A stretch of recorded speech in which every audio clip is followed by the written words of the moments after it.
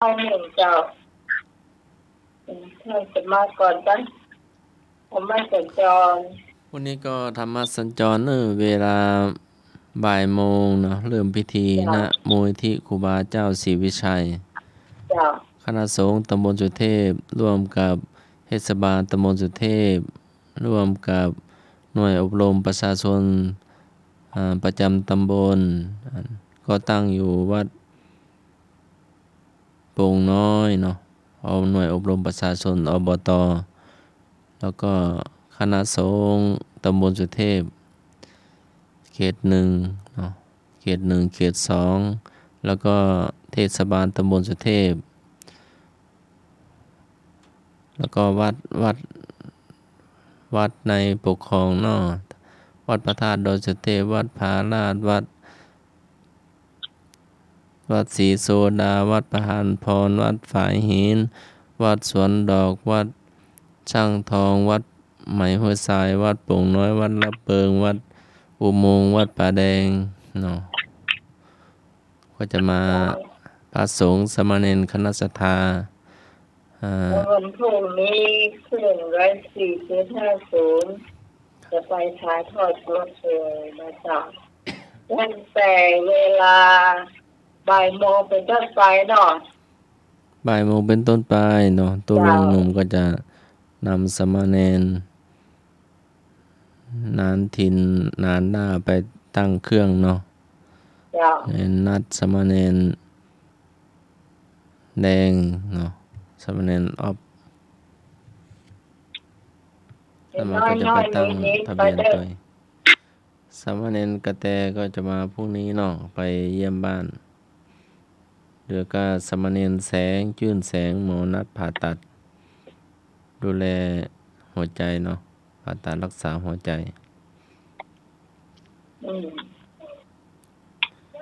แล้วก็เวลาตอน6:30ก็ไปฟังเทศน์รถด่วนขบวนพิเศษณวัดลังกาเนาะอันนี้น่าจะมาเกี่ยวกับขึ้น104ว่าเขาไม่ได้ไปถ่ายทอดสดเนาะก็เพื่อศรัทธาผู้สมัครไปคณะศรัทธาพระสงฆ์สพาามเณไปรอย่างเป็นผู้ฟังที่นี่ถูกนี่ไปทางไหนวัดลังกาเนาะวัดลังกา รถของโรงเรียนสาธิตมช.เนาะมารับรถ6 ล้อคณะศรัทธาท่านนายไปร่วมฟังเทศน์รถด่วนได้ก็เวลา6:30เนาะ6:30รถออกเนาะเพื่อจะได้มาจากที่มูลที่ครูบาเนาะฟังเทศน์ฟังธรรมธรรมสัญจรตำบลกว่าจะเลิกก็ประมาณบ่าย2บ่ายประมาณบ่าย3:30เนาะ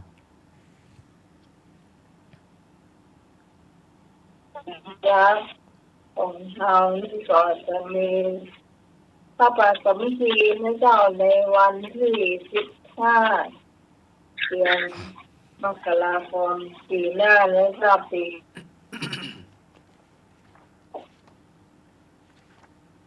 โดยทีมงานธรรมะไทยเทศของเราจะมีการจัดพระปราสามัคคีนะเจ้า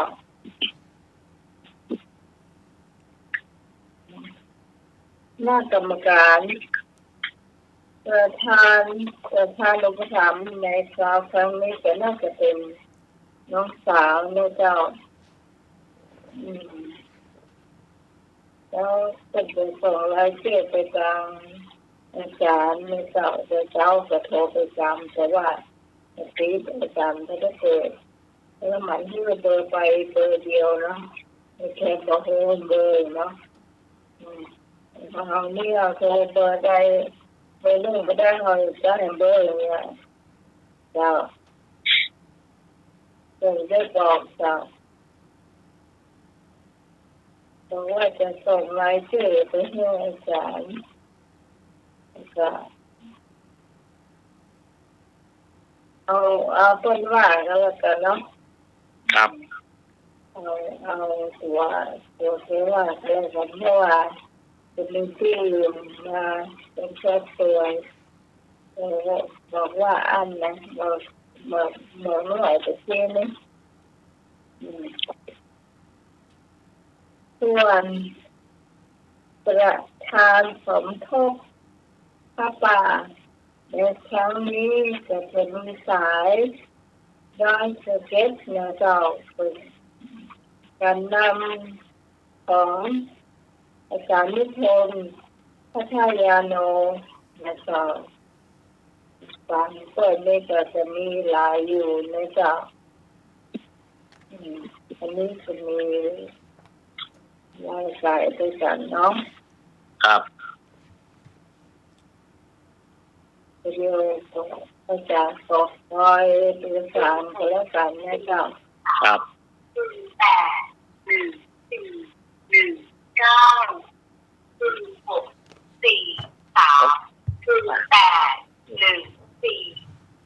เจ้า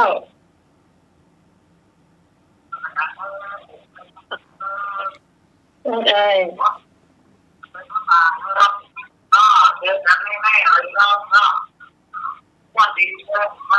ต้องการเนาะ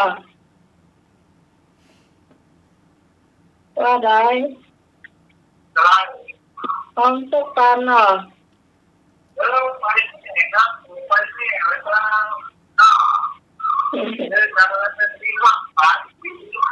เจ้าปีแล้วก็ยังป้ากันอยู่หรอ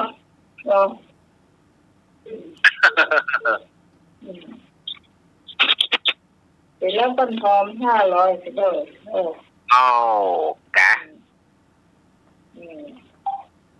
ใช่ธรรมดาบุญมาหรอใจบุญกันนะหอม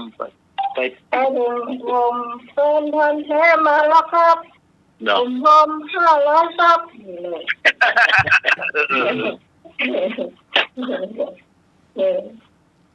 แต่แล้วก็นี่แล้วก็น่ารอเนาะมีฮะกะแล้วกับป้ากันตั้งหลังงั้นหรอพี่ครับนี่ฟังไอ้หน่อย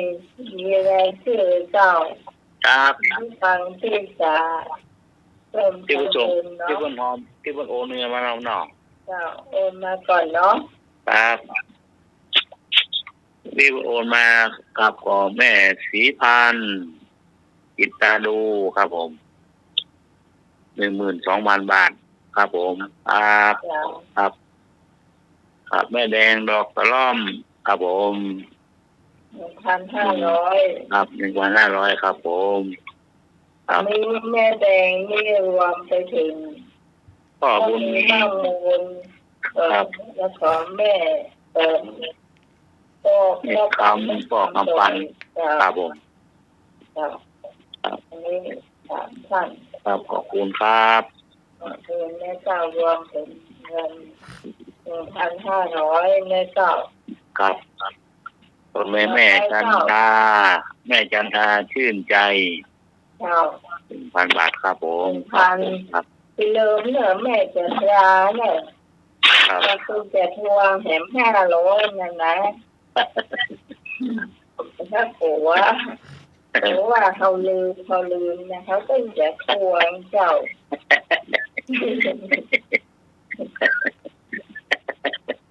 ลืมชื่อแม่ว่ะก็กลายสักคำไม่หรอกแต่เงินใหญ่ต่อไปเจ้าครับต่อไปก็ไม่พี่กรกมลครับผมเคยกลางครับผมเจ้าอันนี้ 2,000 บาทครับผมเจ้าอันนี้กรกมลนี่ไปเคลียร์ใช้เนื้อคนเดียวเลยครับ1,000ค่ะพี่กรนี่1,800เป็นไงครับสมนึกครับเนาะไอ้นึก200เจ้าก็โดนมาด้วยกันครับผมจะได้นึกว่าฟังรายการนี้ก็จะตามเรื่องที่ก่อนเหียนะจ๊ะแค่ประเมิน มันออกมาแล้วนะเจ้า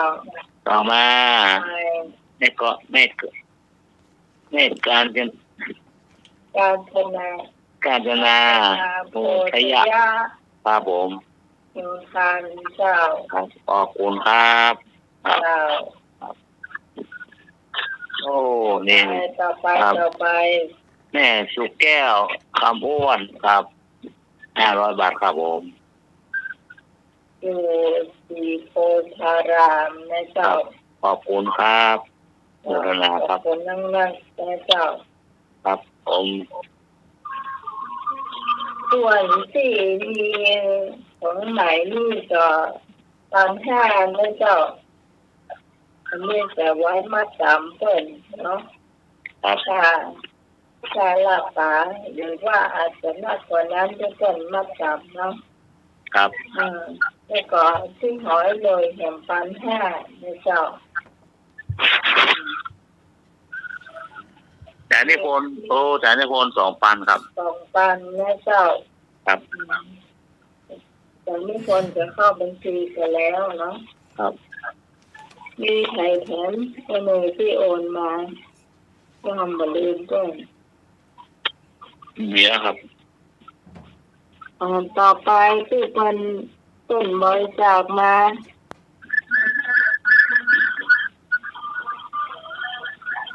ที่ต้นบริจาคมา ชื่อ ใหญ่ไรชื่อ ไอ้ชื่อที่เพิ่นเรียกมาเนาะ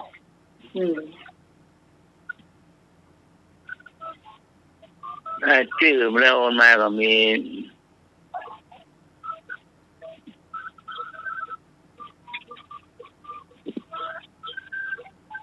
นี่ครับพงษ์ครับเนาะ ที่ของปลาซา300เนาะ 300 ที่ ค ข รั อบ งปลาซ่อง500นะเจ้าเนาะ ครับพี่อาลี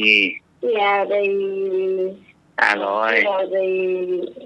ก็ต้นเตา500นะเจ้า ครับ ป้าสุรีเรือนใจ1,500นะเจ้า แล้วก็มีที่ ขึ้นน้อย ก็ น้อยสารกลาง พี่น้อยพี่พินหอมละลา ครับผม 1,500นะเจ้าแล้วก็ไม่น้อยหีบทองนะเจ้าอันนี้ก็1,500เหมือนกันแล้วก็พี่สาวอำไพเรืองเดชนะเจ้าอันนี้500นะเจ้าอาจารย์สมัคร ครับ 1,000 อาจารย์นรัก เรารัก1,000 ครับ เจ้าแม่บัวรอย100นะเจ้าแม่บัวรอยเป็นเจ้าของครอบครัวจำนะ100 ครับ ห้ามเห็น เม็ดปิดตอง500 จ้าไปจอง500จ้า ครับตอง500 ได้แน่ได้อยู่เพิ่มเติมได้อยู่จ้าที่บัดได้เรียนถามน้องสาวสักครั้งว่าให้อ่านเปิ่นเข้ามาก็ได้แล้ว อ๋อ ครับ แกบอกว่าคนที่เสียเงี้ยดนตรีเหมือนที่ไหนจังใดเนี่ยนะ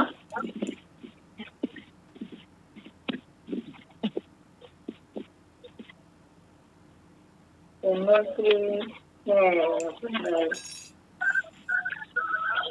เนี่ยมันก็เป็นแห่ศพเลยอ่ะ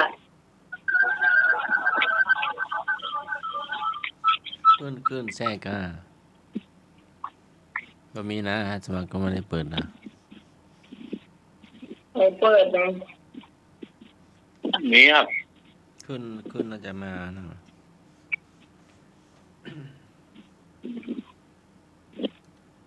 ชื่อยังว่ามันดังเลย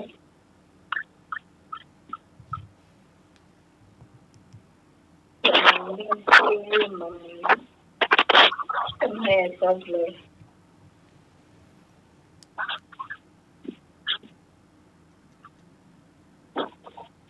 อยากได้ที่เขาก็มันน่าจะลืมหายแล้วนะครับ ผม สิ่งที่ฟังที่จะให้จะหอมก็เปิดเดินได้นะเจ้าทำได้ตลอดเนาะจนเดือนจุดไฟจนถึงช่วงเนี่ยเจ้าเดือนมกราที่เราจะก็ทำการนะเจ้า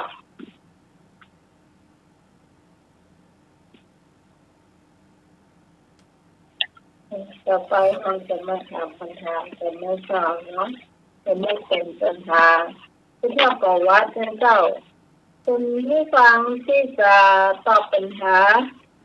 ก็ฟังแล้วก็พยายามที่จะโทรเข้ามาเบอร์หมายเลขโทรศัพท์นะเจ้าจำให้ดีนะเจ้าจะไปนี้จะได้ฟังต้องใช้หมายเลขนี้นะเจ้า042045459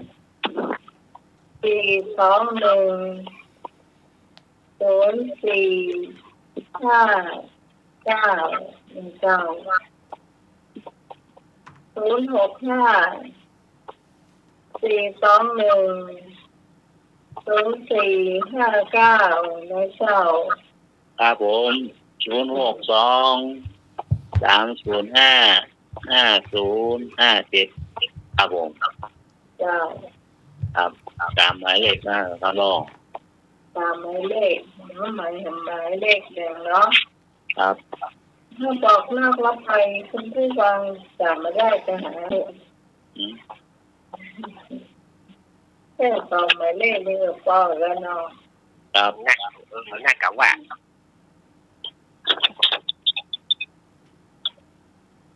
ตอนกลับบ้านที่ลองดูข้าวมันกับตลกนี่นะ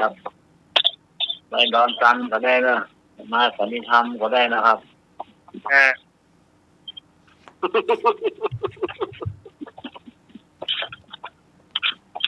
สัญญาวัดไปหินได้วัดหินได้ทำไมกำลังมาถวายเห็นว่าถวาย2 เครื่องแกะกล่องโยที่สองแค่เอาของปีนี่แหละมันดูเสียงดีไงเหรอเพื่อนนี้เอาหัวใจถวายวัดเนี่ยแต่ว่าเบอร์ก็เบอร์เดิมเนาะแต่ว่าเครื่องจะใส่ได้เป็นเบอร์ของวัดจ้ะเบอร์น้ำไม้พักก่อนแล้วเนาะเบอร์นั่นยกเลิกไปละเราไปไหนต่อพักผ่อนหรือว่านอนหลับแล้วแต่เปิดนะแต่เปิดแล้วแต่เปิดนะยกเลิกไปแล้วนะโคตรเกษียณแล้วว่ะโคตรเกษียณเป็นดูมันละเนาะเพิ่นไปไหนต่อบ่ฮู้เนาะอยู่ในเวียงหรือว่าอยู่บนดอยบ่ฮู้เนาะแล้วแต่ว่าใครเช้าไปจังใดเนาะ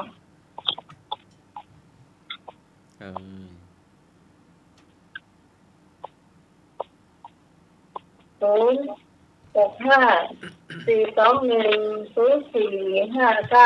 เจ้าจำง่ายๆเนาะแต่ว่าเบอร์นี้มันก็ออกหวยเลยอย่างเด้อนี่นะ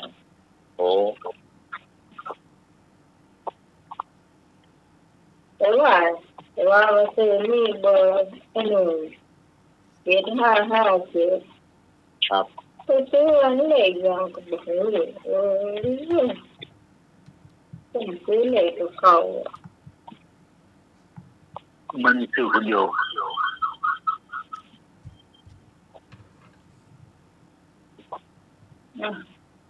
เวลาถามนะ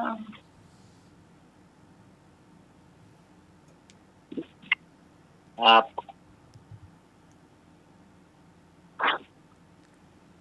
ก็ขอนอบน้อมแด่พระพุทธพระธรรมพระสงฆ์ที่เป็นสรณะ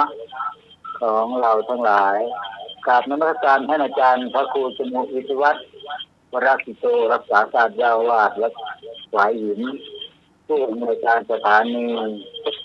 104.5 เมกะเฮิรตซ์กราบนมัสการท่านจันทร์สมัครยานพิโลครับผม ครับผม สวัสดีสามเณรรักษ์ ครับผมนมัสการครับ เจริญพรโยมพิสมัยบัวเขียงบ้านตันเจ้าของรายการธรรมะไทยเชียร์ เจ้า ขอเจริญพรโยมอะไรคำเอ้ย ต้องเอ้ย แล้วก็ใครล่ะโยมพรปะเก้าโยมน้อยสารกลางแล้วก็หลายๆโยมที่ฟังธรรมะคลายเครียดทุกๆคนโยมสองศรีโยมพงษ์แล้วก็โยมอะไรสุริแม่สุรีโยมมาลีโยมสมศรีลุ่มวัดแม่ลอยแม่รัตนาดอกกระล่อมแม่อะไรนะกาดก้อมอ่ะแม่บุญเนาะครับแม่บุญขอเจริญพรทุกคนครับนมัสการครับ แล้วโยมหนุ่ยเหรอ โยมกำนันเลยเนาะ ครับ ทุกคนก็แล้วกันเนาะ ครับดีครับ ถามปัญหาข้อแรกเลยเนาะอนาถาบิณฑิกาเศรษฐีเดิมชื่ออะไรกอไก่เรวตาขอไข่สุทัสตะกอควายสุทัศนะงองูณทิกะอนาถบิณฑิกะเศรษฐีเดิมชื่ออะไรกอไก่เรวตาขอไข่สุทัสตะกอควายสุทัศนะงองูณทิกะ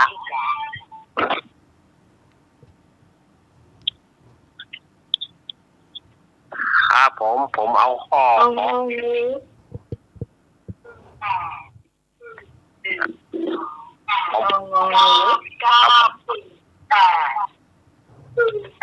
ที่สอนว่าภาษาพระอาจารย์ก็พระอาจารย์ให้พรว่าถ้าได้เป็นเกมที่ผม เจริญพร เจ้า ขอไข่เนาะ เจริญพรขอไข่มาคนแรกเลย ขอไข่ ขอไข่ เอางองูไม่รอข้ออย่างก็อีกที ข้อขอไข่ ขอไข่ ไป 8 2 1 ครับผมเอาขอไข่เนาะครับ นะคะที่การทำข้อสอบใส่ค่ะ ขอไข่เนาะ อาจารย์ที่เสียเจ้า เจริญพร ก็ลูกเสือ การค่ะ โอเคเนาะ ที่การทำข้อสอบใส่จ้า จ้า ขอไข่ มี ถามนะ ชาติเดียวเนาะโอเค 098 078 1979ก็โทรมาได้นะ098 078 1979 065 421 0459เรานี่ประมาณ2-3 เนาะพี่ตองออกมาเลยพี่ตอง065 421 0459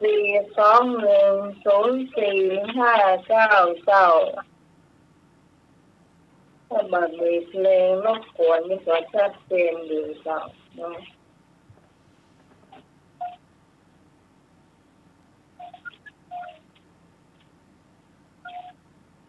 ถือว่าโทรศัพท์เครื่องนี้ก็ดังอยู่ 9 2 4 4 7 นี่ไทยนี่เจ้า เบอร์อะไรเนี่ยอาจารย์โยมพี่สมัย อะไร อันนี้เบอร์อะไร เบอร์วัดทุกฟอ ไม่ใช่ของบริษัทหรือของโยมเองอ่ะ ของโยมค่ะ มันงงเลยไม่รู้อะไรกันแน่ความโยสัญญาณไม่ค่อยแน่นอนในวิธี ชั่ว ตายเหรอ ก็ต้องไปที่ผลหรือเปล่าไม่เป็นโทษเราไม่ได้เครื่องหรือเปล่าไม่รู้อ่ะ อืม แต่ฉันตั้งโยมชัดเจนนะแต่ช่วยโยมนี่ของแกะ อ๋อ ที่เบอร์โยมเหรอ ค่ะ ที่พวกไอ้เงินเข้าไม่ได้ใช่ไหม อะไรนะ ที่กองเริ่มกระจายเข้าไม่ได้เข้าไปกับคนอ่ะ ได้ค่ะได้ โอ้เดี๋ยวถ้าโยมที่สมัยผมอยากถ้าไปนิดเดียวอะถ้าตรวจไปหน้าแล้วจะได้มั้งครับ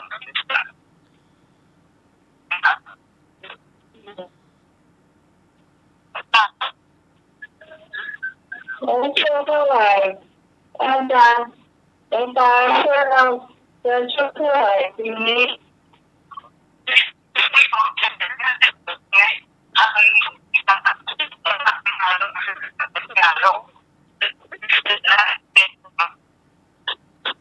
ไม่ได้สามคนได้ค้าคุณสามตัว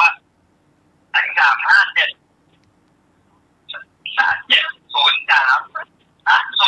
ตัวเดียวกันตัวแทนเนี่ย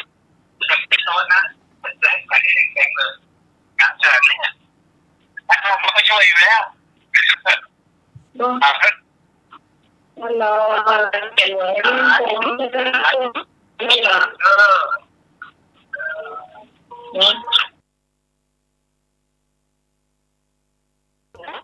ไม่ต้องสวยแล้ว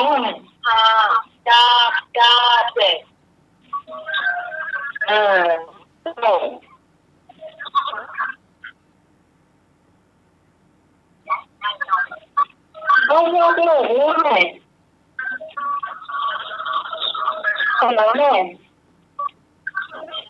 ฮัลโหลโอ้ยเจ้ย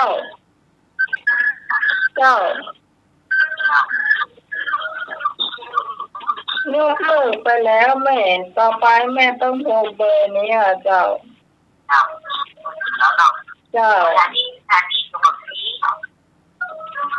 หน้าเขาแล้วมันก็ดีอยู่นี่ติดแล้วเจ้า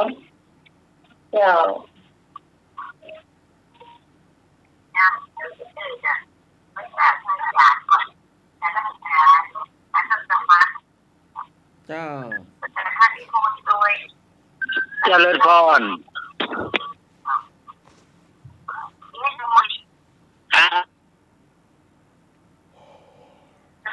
เจ้า ข้อไหน เราใส่นอก แล้วขอใคร น้องไม่เหลือเสื้อนอก แม่บูน เจ้าง องแล้วแม่บูนออก เจ้า ขอไก่งองูขอควายยังไม่มีเนาะ อันนี้ถ้ามันมีสายเลือดก็มันจะหูนะเนี่ย 3 8 1 9 เจ้า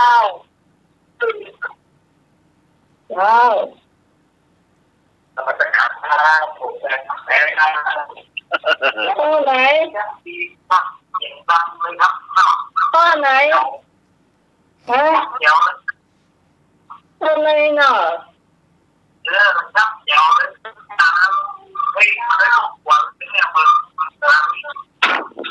เลยครับ เอาข้อไหน เดี๋ยวขึ้นมาเจ้าข้อไหนข้อใดสักอย่างตัดเดี๋ยว แล้ว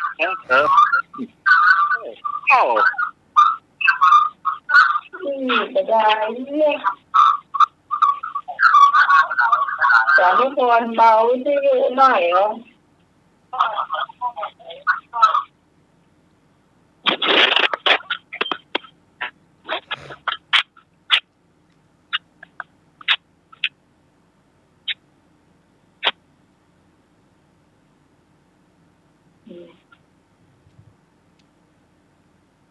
แล้วละมีคนตอบทุกข้อแล้วก็เนี่ย เหลือข้อควายไม่มีใครตอบเลยสุทัศนะผมคอควายครับอ้าว ไอ้หน่วย มันก็เฉลยครบแล้วเนาะ เจ้า ในสมัยพุทธกาลนะมิกะเขามีชื่อว่าเนาะมันมีปกติเนี่ยที่มาที่ไปก่อน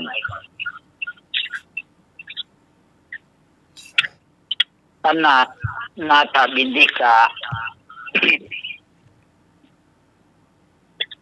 เดิมชื่อว่า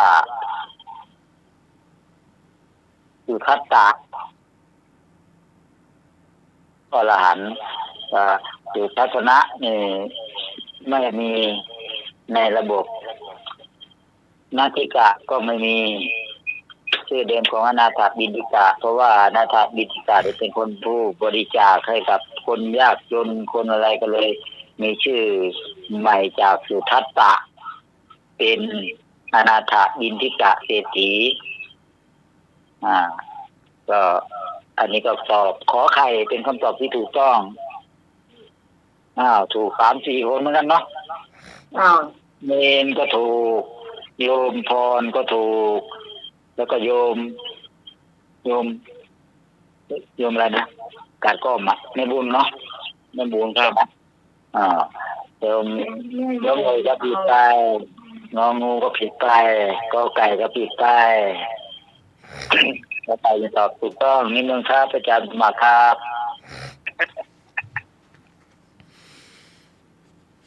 หยุดก่อนลูกเป็นตาตรงเด้ออะไรนะครับเอามันจับใจความได้ท่องหยุดก่อนสมณะหยุดก่อนเป็นท่านไหนมีนามว่าอะไรไม่มีท่านมีนามว่าอย่างไรหยุดก่อนสมณะหยุดก่อนสมณะ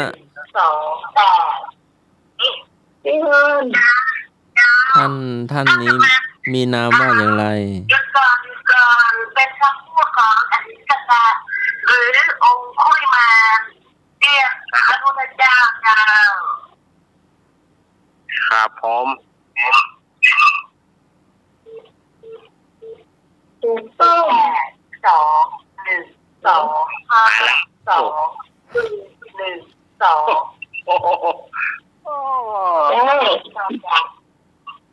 ารก็จับองค์ปริมาณจากองค์ปริมาณแบบแล้วก็หยุดก่อนแล้วทีนี้รู้จะก็เลยบอกว่าเราไม่หยุดแล้วแต่ถ้าเรายังไม่หยุดซึ่งไหมล่ะอาจารย์ครับซึ่งไหมเราหยุดแล้วท่านยังไม่หยุดเนี่ยเหนือแล้วมันหมายความว่าอย่างไรไส้หัวองคุลิมานก็ว่าต่อว่าดูก่อนสมณะท่านสิเป็นบรรพชิตชอบที่จะมีคำสัตย์ให้สมแก่เพศยังเดินอยู่แต่พูดว่าหยุดแล้วส่วนเราสิหยุดแล้วแต่ท่านกลับว่าเราไม่หยุดเหตุไฉนท่านจึงพูดไม่เป็นความจริงเล่าพระเจ้าตรัสต่อว่าอหิงสกะตถาคตกล่าวแต่คำจริงเป็นปกติที่ตถาคตกล่าวว่าเราหยุดแล้วคือหยุดฆ่าหยุดเบียดเบียนหยุดแสวงหาในทางผิดหยุดดำเนินไปทางทุจริตสิ้นทุกประการอหิงสกะเธอสิมีสันดานพันร้ายแรงร้ายไม่หยุดยั้งวิ่งตามเราจนสิ้นกำลังแล้วยังไม่คิดหยุดถือมือถืออาวุธเขม่นหมายประหารแต่ปากสิเปิดขานว่าหยุดแล้วหน้าขวายแก่ใจเท็จต่อตัวแล้วไฉนมาเท็จต่อเราอีกเล่าอหิงสกะ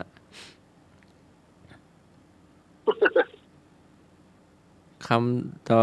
บประมาณ 10 แถวเนาะคำถามแถวเดียว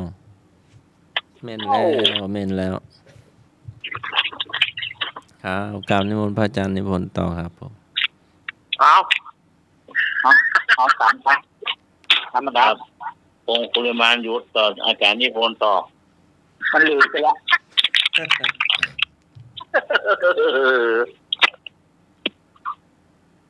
คำถามที่ 3 แม่น้ำที่ชดิน 3 พี่น้อง ตั้งอาสมอยู่นั้น มีชื่อว่าแม่น้ำอะไรอย่างอ้อไปอนุ ไอ้ มา หลังอ้อ ขอไข่เนรันทราคอควายโลหินีงองูแม่น้ำคงคาจอจานแม่น้ำปิงแม่น้ำที่ชดิน 3 พี่น้องตั้งอาสมอยู่นั้น ชื่อว่าแม่น้ำอะไรกอไก่อนุมาขอไข่เนรัญชราคอควายโรหินีงองูคงคาจอจานแม่น้ำปิงข้อคอควายครับโรหินีคอควายมีหนึ่งรูปแล้วเนาะ 3 พี่น้องอ่ะแม่น้ 3 พี่น้องดิน ำวิงวังยมน่ะ 5 9 7 8 6 ว้าว เอาเข้า ฮะดังๆเลยดังเลยแม่แต่มันเบามากเลยไม่เปิดเสียงอะไรเนี่ยเอ้าเหรอ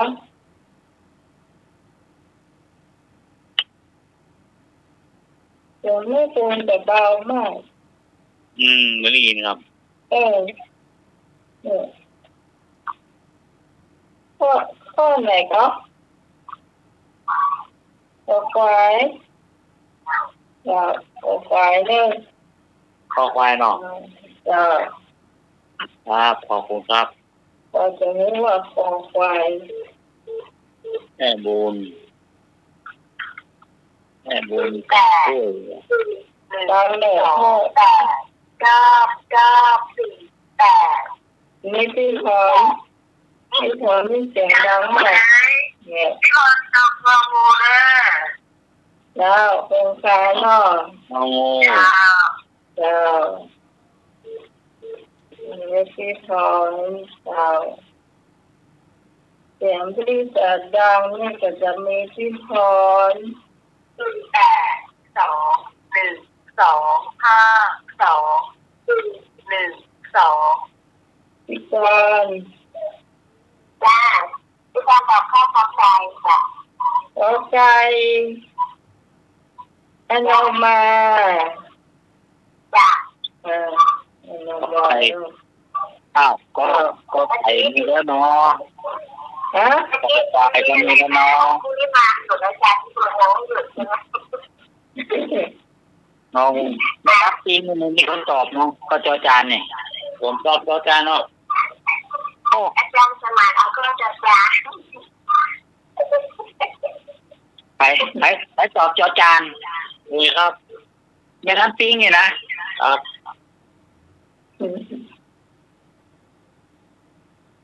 ตัวสามพี่น้องลูกเด้อวิงวังยมน่ะ จานขอไข่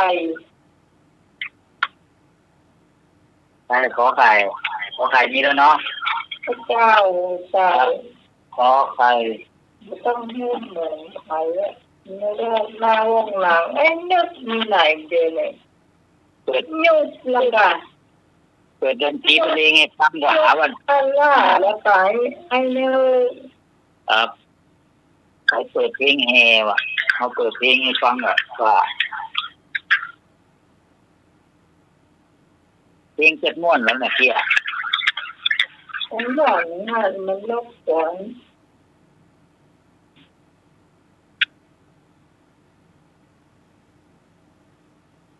ยังไงแฮมใครจะตอบป้าสุรีบอกสร้างสตังใดเนี่ย ครับเก่าแล้วไม่ได้ยินเนี่ย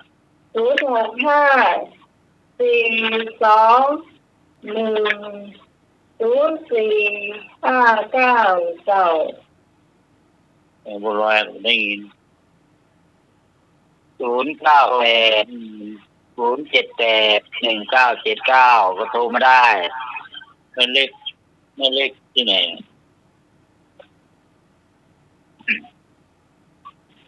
เบอร์ขอหน่วยใส่คุ้นเบอร์หน่วยจะตอบไปเบอร์หน่วยจะได้เมื่อเจ้า แม่ทอนนี่ล่ะ หืม แม่เหรอแม่ แม่โสธร แม่โสธร แล้วก็แม่สีทรที่อยู่ประภัยจนทรายเราไปหาอาจารย์มหาชนชาตินะเจ้าเป็นว่าเป็นฟังรายการนี่อยู่ขอบคุณเนาะแม่เนาะจะได้กระโชมมาให้การท่องเนาะเจ้า เอาของเก่ามาเดินเอานี่นะครับ จ้า แม่นี่อยู่บ้านกับบ้านไม่สม หืม แม่นวลกันอยู่บ้านไม่สมประกาศ ป้าเนี่ยมา ไม่สม โตเป็นค่ะ รอสมไม่ขาด ที่สม แม่หัวนะ แม่โสธร อ่า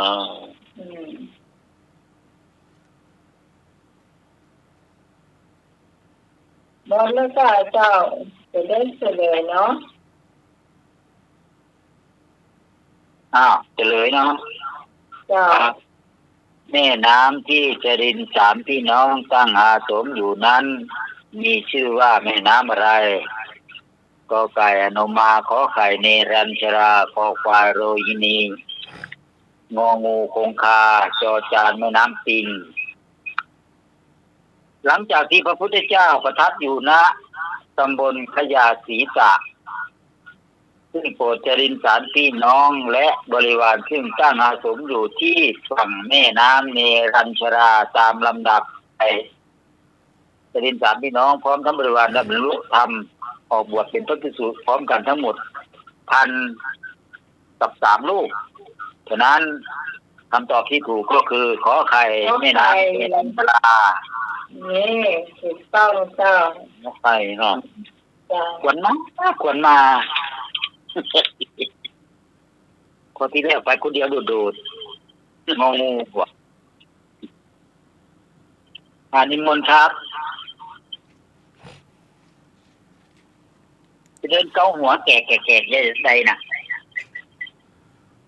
อุคิตคัตขมติหาตสุทาลุนันตังทาวันติโยสนะปะทังคุริมาระวันตังอิทิติสังกตโมโนสิตวามุนินโทตันเตสสะปวันตุเตสยมังคารานิเป็นบทของพระจอมมุนีทรงบันดาลฤทธิ์ทางจิตพิชิตจอมโจรองคุลิมานถือดาบเงื้อง่าวิ่งไล่พระพุทธองค์ถามว่าระยะทางกี่โยชน์ก1 โยชน์ข2 โยชน์ค3 โยชน์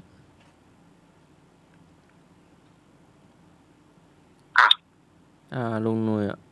ไปเอาตลับเมตรไปวัดเนาะ ครับ ผมเอาควายนั่นน่ะ3 โยชน์ 3 โยชน์เนาะ เรื่อง2 หยดก็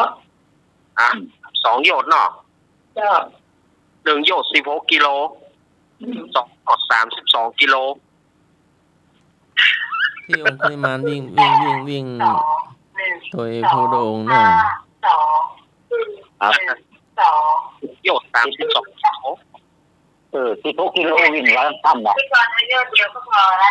เดียวเนาะ 16 กิโล จ้ะแค่นี้ก็พอ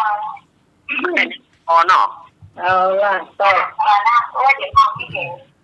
ต่อคนอย่างเราประเดี๋ยวเนี่ย ได้แหละแค่นี้ไม่ได้คนมากินนะคะ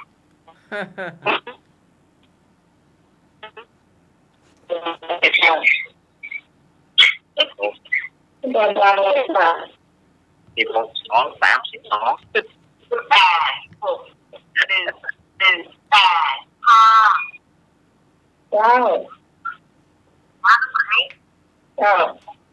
แล้วความสนใจ เฮ้ยจ้ะได้ยินชาติอีแฟนจ้ะ ครับพี่ล่ะ เอออีได้ยินชาติที่หมูได้ยินจ้ะ พี่เมื่อกี้นี่ยืนพูดด้วยถ่ายรูปด้วยหรอ ฮะ ที่หมูได้ยิน ก็ถือ แต่ กล้อง แล้วคือเล่นเสียงก็เล่นมนแล้วเนาะเครื่องเล่นมันจะดังเลยเพื่อนเลยโทรศัพท์นะ 8 1 2 8 9 9 4 8 พี่พร ได้สมัย จ้า 9 เขาขาย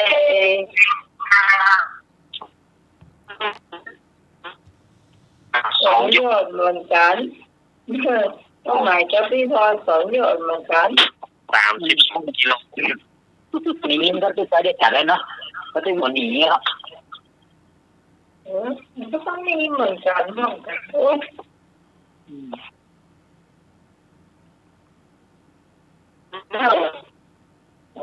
ไปเลย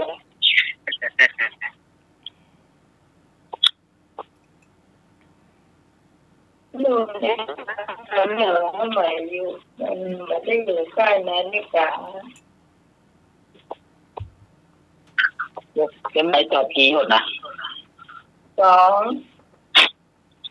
แต่ทีรถอยู่บ้านไปยิงตายเป็นปียิงตายตัวตอบ2โยดว่ะ แต่เช้าเนี่ยตกก็เป็นปีเนาะตื่นมาเลยโอ้ยหิวข้าวนะเอาแล้วยังมาไปกินแต่ประเด็นแคมน้ำก่อนเนี่ยจะรับเงินน้ำไปก็ทำให้เราเป็นปีได้เหมือนกันเนอะเป็นไม่ฟัง โอ้ เดี๋ยวนี้คุณจะว่าจะเป็นลายเสื้อนะเวลาเป็นปีแล้วจะเป็นอ่อนเนาะ เพราะนั้นต่อกับ2โยด12 กิโลกันนะ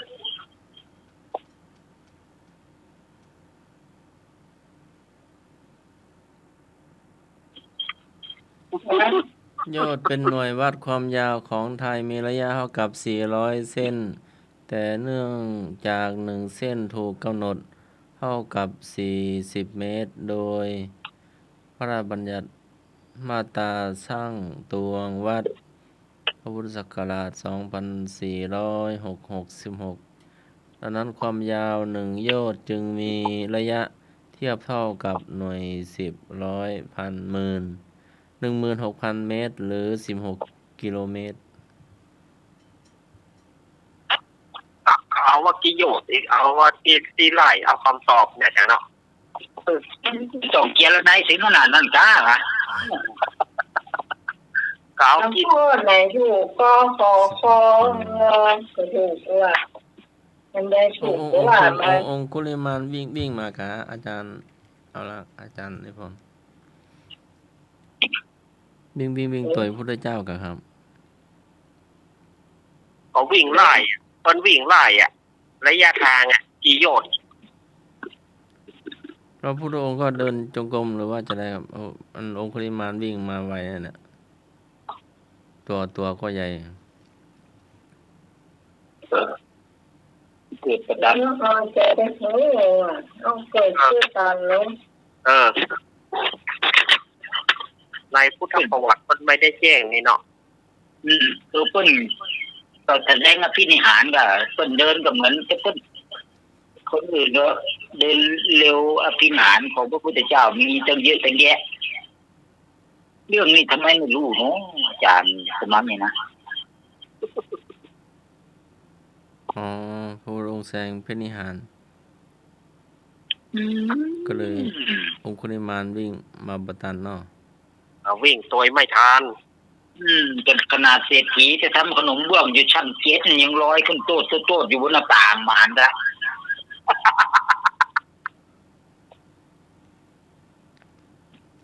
ตึก7 ชั้นนะปราสาท7 ชั้นนะมุจาบอก เพราะมันต้องไปสืบเงา เนื้อได้พ่อ พระพุท เดี ธ ยว อ ละ งค์แสดงพระนิหารองคุลิมานวิ่งไล่พระพุทธองค์ ระยะทาง3 โยชน์ได้ราบคาบด้วยเดชแห่งชัยชนะนั้นจงเป็นขอชัยมงคลจงมีแก่ท่าน 3 โยชน์เป็น56 กิโล องคุลิมานวิ่งมาน่ะ องคุลิมานไล่ จะ 56 ต กิโล อบ3เท่านี้ ก็ประมาณนี้ถึง จะตอบ3โมง พร้อม จากนี่ถึงดอยลอยอยู่เนาะ กว่ามั้ง56 กิโลอ่ะ56มันก็ใช้ระยะทางเดินนะ 3 โยชน์ที่48นี่จ้ะคะ นะ 3 โยชน์48นี่เหรอ 16 2 1 โยชน์เท่ากับ16 กิโล 12 38 33เป็น30บวก18เป็น48 เนาะครับเนาะ ใช่ ผมครับผม 48ไปถึง50เรามาถึง50เตื้อ48 กิโล บวกไปอีก2 กิโลถึงแล้วเหรอ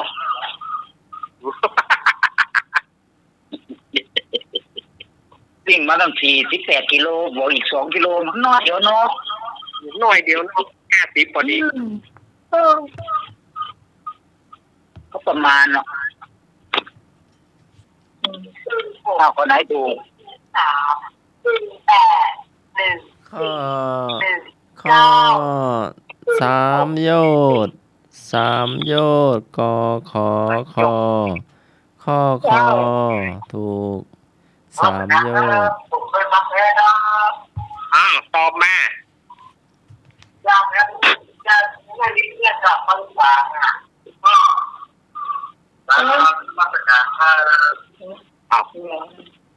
เลยพร เข้าใจ น้ำมัสการสิหมอยพวกนี้ เรื่องไหนก็บอกจะเล่นพรนะจ๊ะ นี่เด้อราชการเนี่ยนะเอาไว้จ่ายก็ได้เด้อ ถามดีกว่าได้เนาะเขาจะท้ายดีกว่าคำว่าอนุบุพิกถาแปลว่าวาจาที่กล่าวโดยลำดับ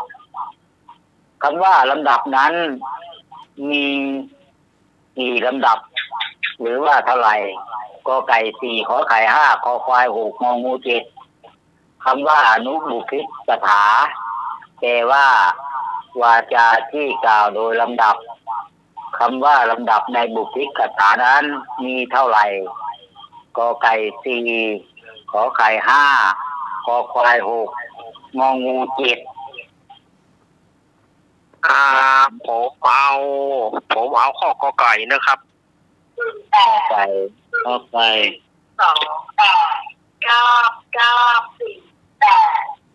ลิ้นก่อน ไข่ดาว ไข่ดาว เป็นสาม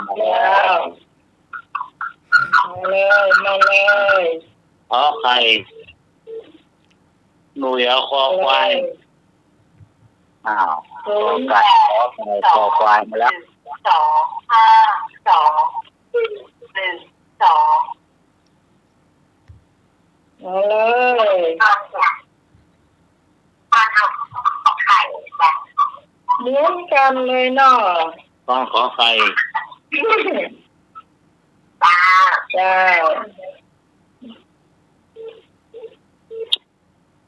มาเลยว่าจะตอบแทนแล้วก็ต้องหายไปไหนเนี่ยลองต้องแต่ง 8 6 1 8 5 9 9 7 ต้องเดินไปตามเดินมาแล้ว 1 8 5 9 9 7 นี่บุญจ้าแม่เอาไข่สวยเที่ยวแฟนเลยจ้ะ ขอไข่เนาะ ที่เลี้ยงของเลี้ยงแฟนจ้ะไม่ว่าตัวเขาได้ยินนี่นะ ครับ ตอนเป็นที่เป็นทราบไม่ตัวเขาได้ยินกันเดี๋ยวจะจะให้ ครับวง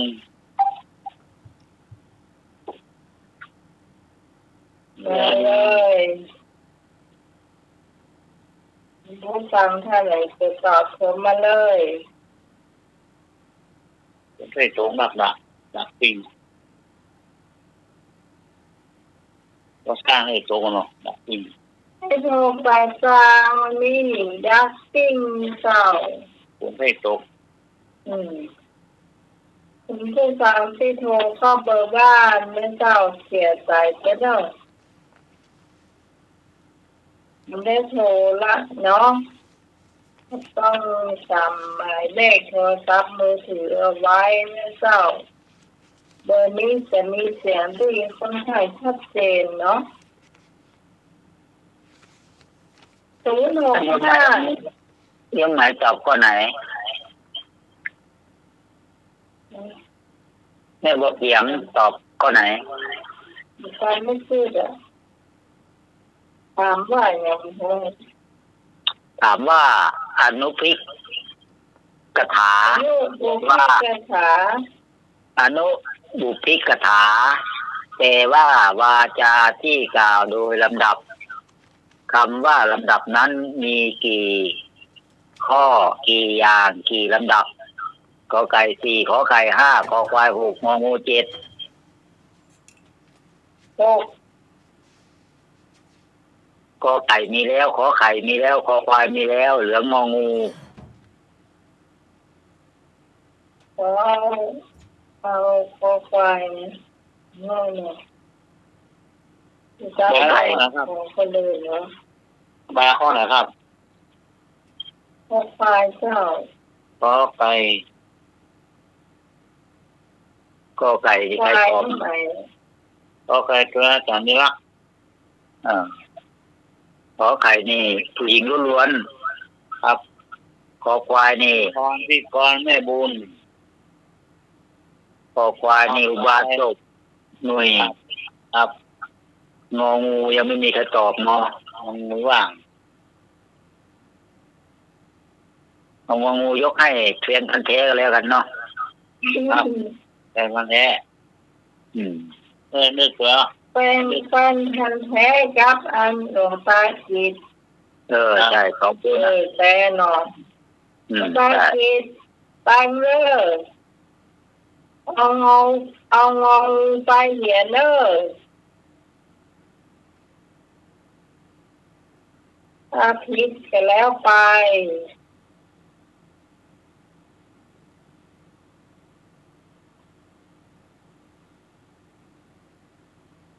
มีหมายเลขมันบอกแบบนี้มันมีตั้ง3 หมายเลขนะ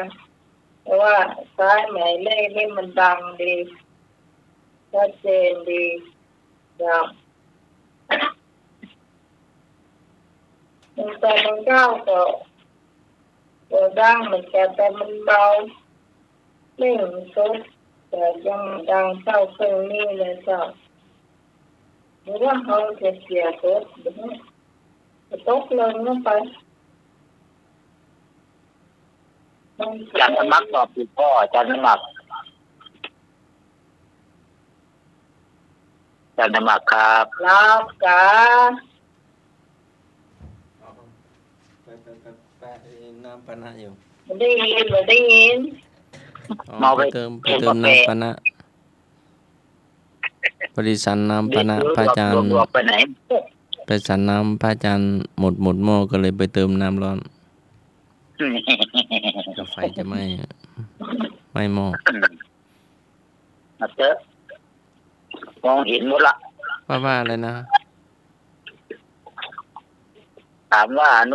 อนุบุพิกถาแปลว่าวาจาที่กล่าวโดยลำดับคำว่าลำดับนั้นมีกี่อย่างกี่ลำดับกี่ข้อขอไก่4ขอไข่5ขอควาย6งองู7 สี่ครับผม ทุกเจ้าครับสำเนนมาด้วยกันเนาะ ครับผม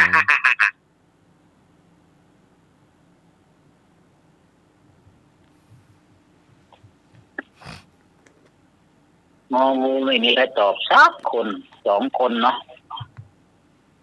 ตอนแรกไม่มีเอาเชิญพันแท้กับหลวงพ่อกิจใส่ไปก็แล้วกันเนาะเกือบฟุก ลงพันแท้ ไข่มีพี่พรไม่บุญน้องควายมีน้องไหม ฮะ น้องควายไม่น้องไหม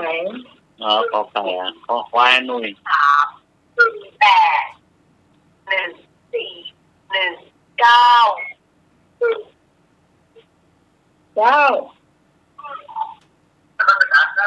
พวกแบบมาเลยครับขอบคุณมากครับอาจารย์โอ้เดินพรโอ้น่า ก็เดี๋ยวตากันไฟหินเนอะครับงองูแอนพันแท้แบ่งจะ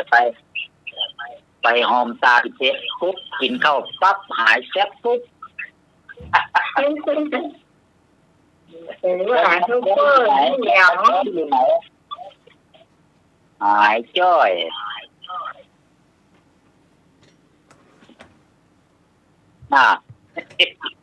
สมควรเสียเวลาเนาะ น้องเฉลยมาก พิสถาแปลว่าวาจาที่กล่าวโดยลำดับนั้นมี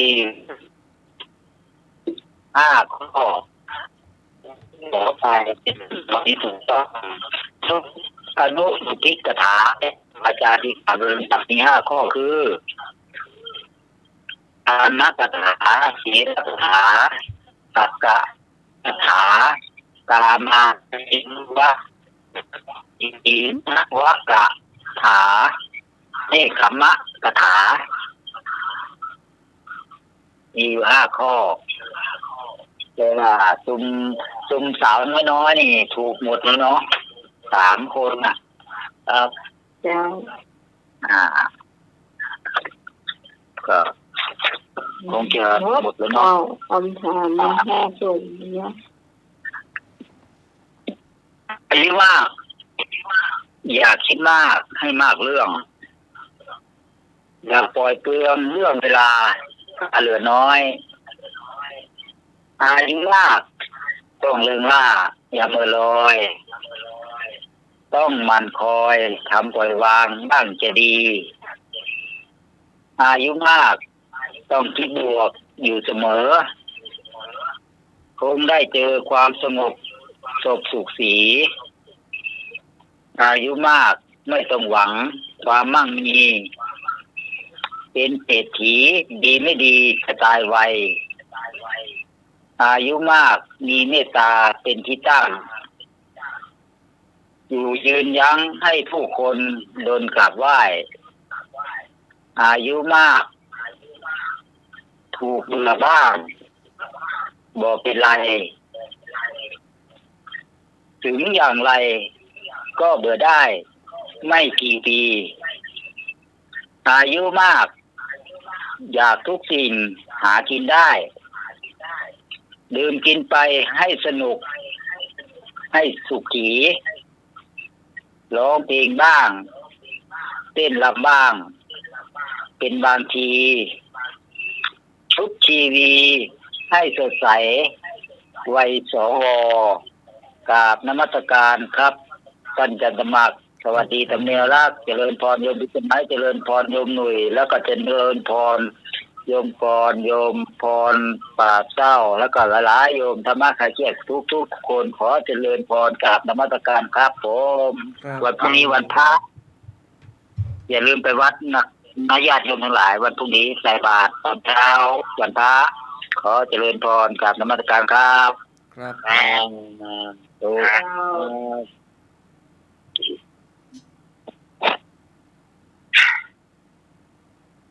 เดี๋ยวผมบอกนี่ว่าแม่จันทราเพราะว่าเพื่อนถวายโทรศัพท์เครื่องใหม่เพื่อนอยู่ในกล่องอยู่วัดโทรศัพท์ครับเพิ่มคือว่าใหม่อยู่วัดไปหิน เป็นยี่ห้ออย่างนู้นนะแม่ โอ้ยภาษาวัดไปหินเพื่อว่าเพิ่นอยู่ในกล่องใหม่อยู่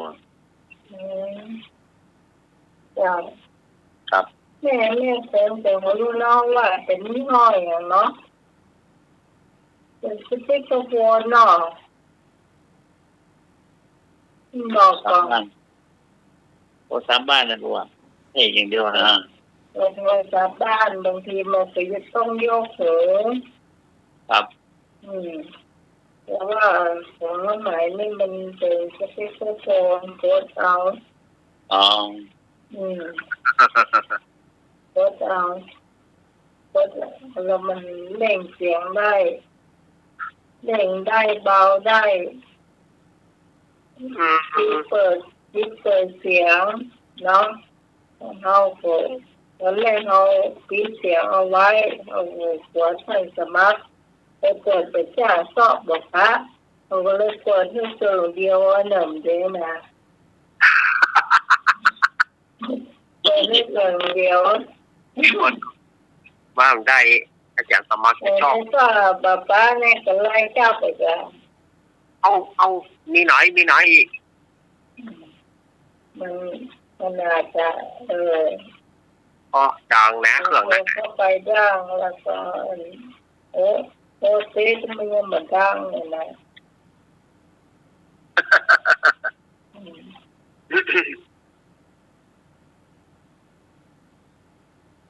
มันเครื่องจะเป็นพนาโซนิกเหมือนกันนะโอ้คนมีหลายแต่คนมีหลายแต่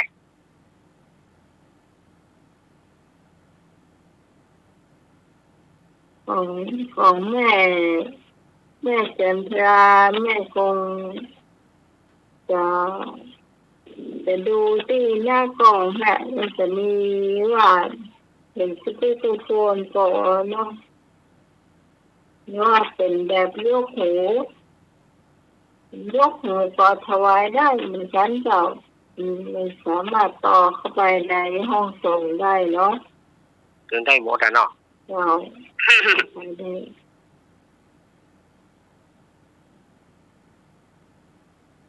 ต่อไปเป็นสำเนียงเรารักกับสำเนียงเมนว่าจะอยู่ถึงกี่โมงวันนี้ก็อยู่ครบอยู่แต่ว่าวันพรุ่งนี้ก็คงจะอยู่ตึก5 ทุ่มกว่าเพราะว่าวันอื่นเมื่อเจ้าคนจะทำบุญบ้านใหม่ไม่เป็นอย่างนั้นหรอกครับคืนนี้ก็จะอยู่มาครบอยู่เอาละเนอสถาญาติโยมมาถึงช่วงเล่านิทานก่อนที่จะเล่านิทานนั้นอาตมาภาพก็ขอประชาสัมพันธ์งานที่มันใกล้ไปถึงไกลกันเนาะ งานที่ใกล้ๆไปถึงไกลก็คือวันที่6 ตุลาคมวันที่6 ตุลาคมที่จะถึงนี้ก็ เปิ้นจะมีการทำบุญอายุวัฒนมงคลอายุ34 ปีพรรษา14ของท่านพระครูปรัตน์ณัฐพงศ์ทิตวุฒศิริอายุเปิ้นได้34แล้วก็พรรษา14หน้าวัดดอนจันทร์ตำบลเวียงกะหลงอำเภอเวียงป่าเป้าจังหวัดเชียงรายอันนี้เปิ้นก็ขอประชาสัมพันธ์คำเนอท่านอาจารย์นี่ก็ประชาสัมพันธ์แล้วเนอทุกปีนัดเนอวันที่6 ตุลาคมเนอเปิ้นจะทำบุญอายุวัฒนมงคลหรือว่าทำบุญวันคล้ายวันเกิดเปิ้นแฮปปี้เบิร์ธเดย์ล่วงหน้าเนอเปิ้นพอทางโทรศัพท์เนาะทุกปีนัดนี่นะเปิ้นจะทำบุญอายุวัฒนมงคล34แล้วก็พรรษา14วันที่6 ตุลาคมแล้วก็วันที่11 ตุลาคมก็ที่เชิงบันไดนาคหรือว่าตีนคันไดวัดดอยน้อยตำบลดอยหล่ออำเภอดอยหล่อจังหวัดเชียงใหม่เปิ้นจะมีการทำบุญตักบาตรเทโวโรหณะที่เชิงบันไดนาควัดพระธาตุดอยน้อยเวลา 6 โมงเจ้าเป็นต้นไปก็เชิญชวนคณะสัตยาธิโยมแล้ววันที่12การงานนี่นะติดกันมาวันที่12 ตุลาคมนี่ก็เชิญชวนคณะสัตยาธิโยมไปร่วมงานวางศิลาฤกษ์แล้วก็ทอดกฐินวางศิลาฤกษ์สร้างศาลาการประเรียนณอารามใหม่เหล่ามนทาตำบลดอยหล่ออำเภอดอยหล่อจังหวัดเชียงใหม่นี่ครับเปิ้นก็จะมีทอดกฐินตัวแล้วเปิ้นจะมีการวางศิลาฤกษ์แล้วก็สร้างวางศิลาฤกษ์เพื่อสร้างศาลาการประเรียนแล้วก็วันที่13 ตุลานี่ก็วัดอารามเหมือนกันสันตอหรือว่าอารามตู้เศรษฐีอำเภอเวียงป่าเป้าจังหวัดเชียงรายนี่เปิ้นก็จะทอดกฐินและตานศาลาการประเรียนนี้แล้วก็ของเฮาพระป่าของเฮาก็วันที่15หลังจากแล้ววันเด็กแล้ว1 วันศรัทธาญาติโยมก็ทำบุญตามกันนี่เนอะที่มันมีอยู่ในมืออาตมานี่เนาะก็แจ้งไป เฮาได้ฟังเรื่องอื่นๆมานักต่อนักวันนี้อาตมาภาพก็จะเอาเรื่องของนกดีกว่า เมื่อเราบ่ได้เอาเรื่องของนกมาเล่านี่เรื่องของนกนี้วันนี้อาตมาภาพจะเอาเรื่องของนกแรกที่อยู่มันเป็นจะได้นกแรกที่อยู่ศรัทธาญาติโยมคงจะตั้งจิตตั้งใจฟังกันก่อนเนาะรู้สึกว่าอาตมาจะได้เล่าหรือว่าบ่ได้เล่าเนี่ยเนอะที่ออกขึ้น104เฮานี่นะแต่ขึ้นสีขาวเนี่ยอาตมาเล่ามานักเล่ามาเจือละแต่ว่าขึ้น104เนี่ยอาตมาบ่มั่นใจถ้าว่าได้เล่ามาแล้วก็ปัดฝุ่นเอาปิกมาถ้าว่าบ่ได้เล่าก็ศรัทธาญาติโยมก็จะได้ฟังใหม่ๆเนาะถ้าว่าเล่าเคยเล่ามาแล้วก็จะถือว่าเอาปัดฝุ่นเอาปิกมาปิกคืนมาปัดฝุ่นแผ่นเสียงเนาะศรัทธาญาติโยมปัดฝุ่นแผ่นเสียงบ้านเข็มมันจะเป็นสนิมเกมมันจะไปขี้เมียง เล่นกันไปนอกสถานญาติโยมแก้ขันหลับกันเนาะเรื่องของนกแรกที่อยู่เนี่ยเดิมทีเนี่ยมันก็มีนก2 ตัวตัวแรกคือนกหยังนกกระทานกกระทาที่เขากินไข่มันนี่นะนกกระทาที่เปิ้นเอาไข่มันน่ะหรือว่าบ้านเฮาว่านกปะตาบ้านเฮาว่านกปะตาตั้งภาคกลางภาคอื่นเพื่อเฮาว่านกกระทากับนกวอกเนี่ยนกวอกที่ขายาวๆนั่นน่ะเดิมทีนั่นน่ะนกวอกเนี่ยอาศัยอยู่ในป่า ทาอยู่กลางโต๊ะ อันนี้นะเก้ามันแต่เนี่ยนกวักอยู่ป่านกกระทาอยู่กลางโต๊ะทีนี้นกวักมันก็เบื่อในการกินผลไม้กลากไม้ก็อยากจะไปเอี่ยวอยากจะไปเอี่ยวกลางโต่งกลางนาพ่องเพื่อเสาะหากินกุ้งกินกุ้งกินปลาพ่องดีกะนี่นะทีนี้นกวักเนี่ยก็เดินทางมาหานกกระทาซึ่งเป็นสหายกันเป็นเพื่อนเกลอกันเมื่อมาปะกันเขาเพื่อนรักเพื่อนรักไปไหนมาหาหรอวันนี้ลมอย่างหอบมาหาก็ลมความคิดถึงเพื่อนนั่นแหละเน่มันจ้างอู้นะคะลมคมคายมันดีนะนกวักนี่นะก็ลมความคิดถึงเพื่อนรักเพื่อนเกลอนะกะเป็นจะได้เพื่อนเฮ้ยอยู่กลางโต่งกลางนาสบายดีก่ออาหารการกินอุดมสมบูรณ์ดีก่อก็ตามอัตภาพนั่นเนอะเพื่อนเฮ้ยอยู่ในกลางโต่งกลางนากินหอยกินปลาซิวกินปลาน้อยปลาใหญ่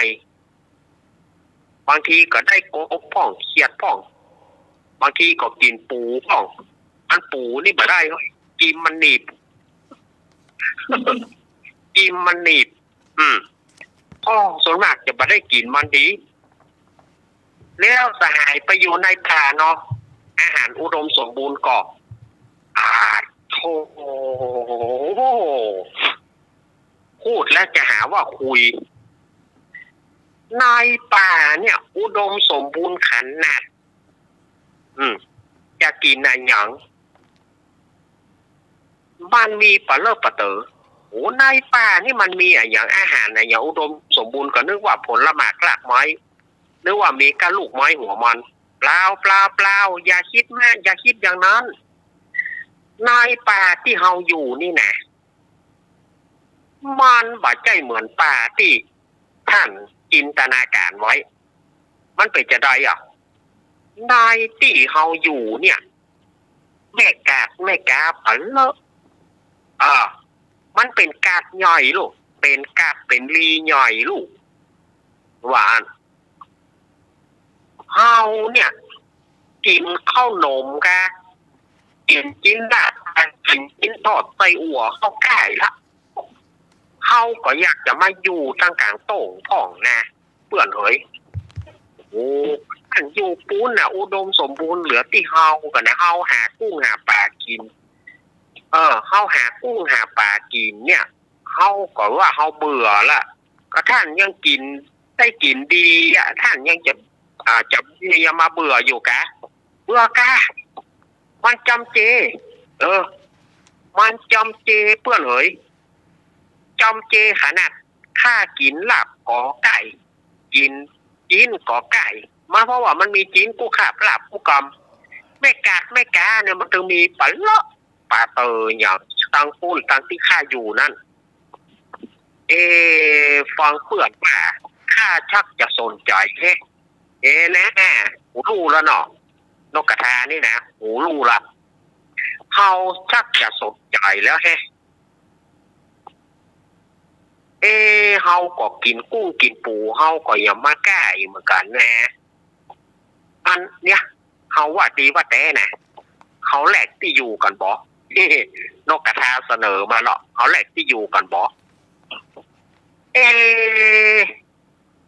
มันจะดีหรือท่านมันจะดีหรือเปื่อนไปอยู่ตังปูนะเปื่อนบ่เคยกินอาหารจำพวกลาบจำพวกลูกจำพวกกินย่างก่อยย่างท่านบ่เคยกินท่านจะกินได้กะก็ขนาดเปื่อนยังได้เฮาก็ต้องได้กะเฮาก็ต้องได้กะตกลงตามนี้แลกก็แลกนี่หรอนกวักแลกก็แลกแล้วแลกเมื่อใดแลกวันนี้เวลานี้เดี๋ยวนี้ขอให้ท่านโชคดีนะ ว่าแล้วนกวอกก็อยู่กลางโต้งนกกระทาก็ไปอยู่ปุ่นไปอยู่แพะอยู่ป่ากระทาญาติโยมนกวอกก็ชอบใจอะไรชอบใจมันก็ฮ้องอูลวกอูลวกอูลวกอูลวกนกวอกนะมันก็ฮ้องไปแล้วอูลวกอูลวกอูลวกส่วนนกกระทาก็ไม่กาดไปกาดมาก้า ไม่กาดไปกาดมาก้าหวังว่าจะได้กินขนมหวังว่าจะได้กินกินได้กินปลาปรากฏว่าบ่มีไผเอาอย่างสักอย่างกอมกึดดีไข่สาลีนอนสัตว์คนกึดฉลาดไข่สัตว์นอนสาลีสถาญาติโยมอย่างแรกบ่พอใต้พอเหนืออย่างก่อนเนาะไปฟังกอมป่นจุป่นเป้าหัวสุดท้ายก็ต้องไปฮ้องอยู่ในแพะในป่านั่นน่ะไม่กาดไปกาดมาก้า อุ่นใจจะกินขนมอุ่นใจจะกินข้าวต้มเดียวบ่มีไผเอานกวักก็ดูตั้งกินแหละอูลวกอยู่นั่นน่ะตลอดชั่วกัน นิทานเรื่องนี้ก็สอนว่าจะทำอย่างก่อนที่จะแลกก่อนที่จะย้ายที่ก่อนที่จะทำอย่างก็ควรคิดให้ดีก่อนไปแล้วจะมาใหม่ทีหลังเนอะจะคืนก็คืนมาได้เพราะทรัพย์สมัยก่อนมันถือสัจจะก็เลยจำเป็นต้องอยู่ชั่วนิรันดรเนาะอันนี้ก็อาตมาภาพก็ได้นำเอาประวัติของนกนี่นะนกกระทากับนกวักนี่มาให้ศรัทธาญาติโยมได้ฟังกันอาจจะเป็นสาระอาจจะเป็นประโยชน์กับศรัทธาญาติโยมเอาเล่าให้ลูกให้หลานฟังก็ได้เนอะศรัทธาญาติโยมที่เปิ้นจำได้นะเอาเล่าให้ลูกให้หลานก็ได้เนอะเป็นคติเตือนใจสำหรับวันนี้อาตมาภาพก็ขอหยุดยั้งเรื่องนิทานไว้เพียงแต่ขอเจริญพรจ้ะนกวักจะเป็นมีแต่นกวักว่ามันแข่งกับนกนั่นไงนกอะไรนะนกวักหูเวลาฮ้องมันนะเที่ยงคืนจ้านกเขาแมวป่ะกล้วยนกอะไรนะนกกระปูดนกกระปูดเวลามันถึงเวลามันก็จะฮ้องไม่ใช่เวลาแต่ว่าแต่นกกระปูดไม่ใช่กันฮ้องนะนกกระปูดนี่มันสืบกันหรอมันมีที่ไหนมันสืบจนสุดแม่ถ้าสืบวันนั้นฮ้องมันจะฮ้องสืบกันเนาะสืบเนี่ยคนโบราณเพิ่นว่าจะได้ถ้าอู้กันบ่ฮู้จักแล้วนกกระปูดสืบกันจ้าพี่น้องหลายพิษอู้กันบ่ฮู้เรื่องนกกระปูดจ้าวันนี้นี่ก็รู้สึกว่าได้หลายอย่างเนาะก็อย่างหนึ่งแก๊งคอลเซ็นเตอร์เนาะ9 6 4 3 8เห็นไหมนี่เป็นพันแท้ก็เป็นการเล่าแล้วนะตำราที่รู้วัฒนาเลยเนาะ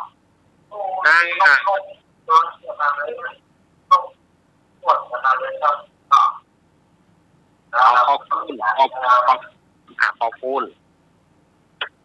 เอาเป็นถ้าเป็นมาเดียวเป็นแก๊งคอลเซ็นเตอร์ต้มตูนเนาะต้มตูนกันป้นจูป้นจูว่ามีของกินปลาเลิศปลาเติมมันก็นี่ว่าเขาก็ในป่าเนาะมันก็นึกว่าโอ้คนถ้าจะมีอย่างมันว่าแต่อีกอะ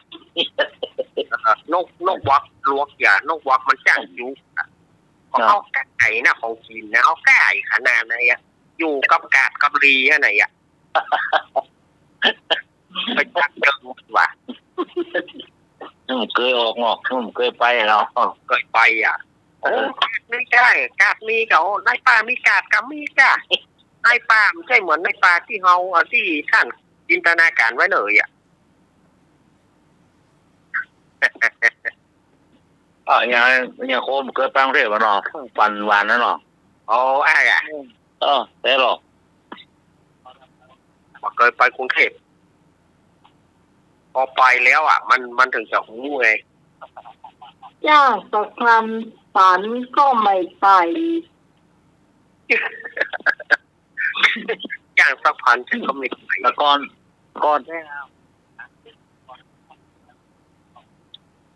ย้ายหน่อย เสียงนุยหาย ครับให้ม่วนเลยเนาะ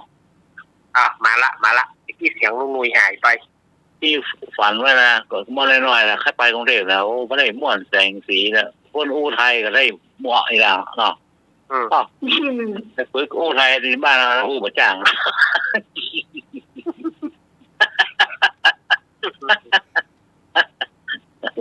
มันเป็นเสลี่ยมเสกียมจ้ะ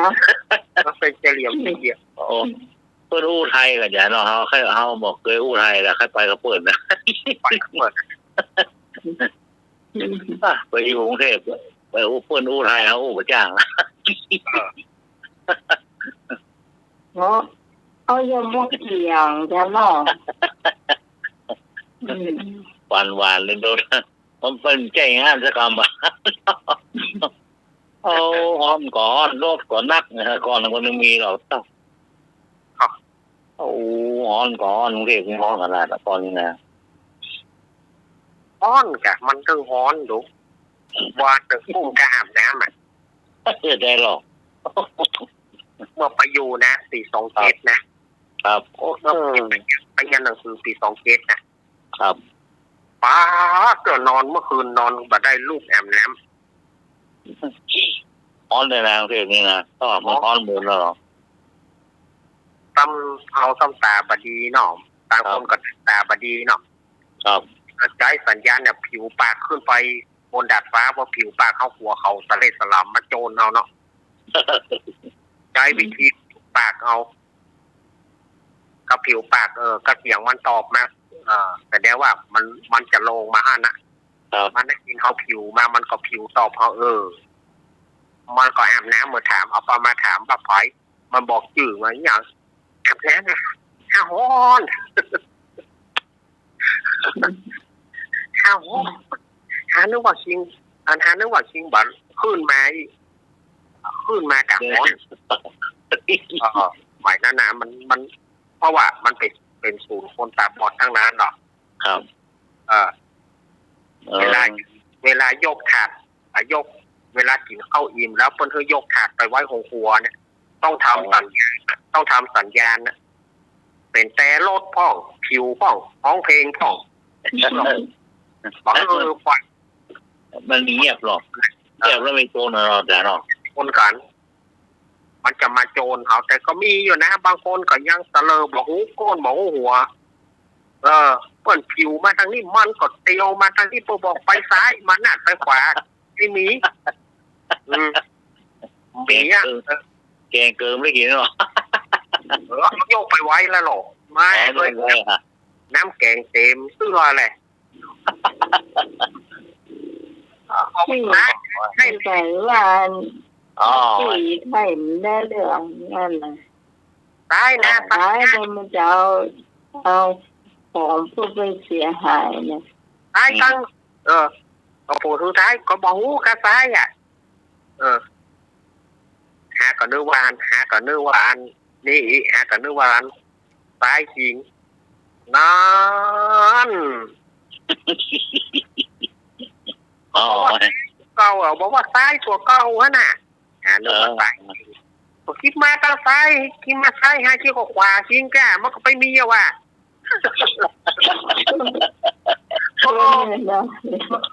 นี่บอกเลยไปมีไปพอโดนปกหัวปั๊บน้ำป่าเพิ่นแตก พวกว่าปรับ4 บาทให้ฐานที่เขายกขาดว่าพวกว่าปรับเอาแหมมึงอย่าบอกเปิ้นดีๆว่าเขาจะบอกดีอย่างไรเขาต้องบอกว่าไปซ้ายเนอะไปซ้ายเนอะซ้ายไปซ้ายมันเขาต้องบอกแล้วมันมาจุดโทษต่างหาก 9 6 4 3 8 1 9 6 4 3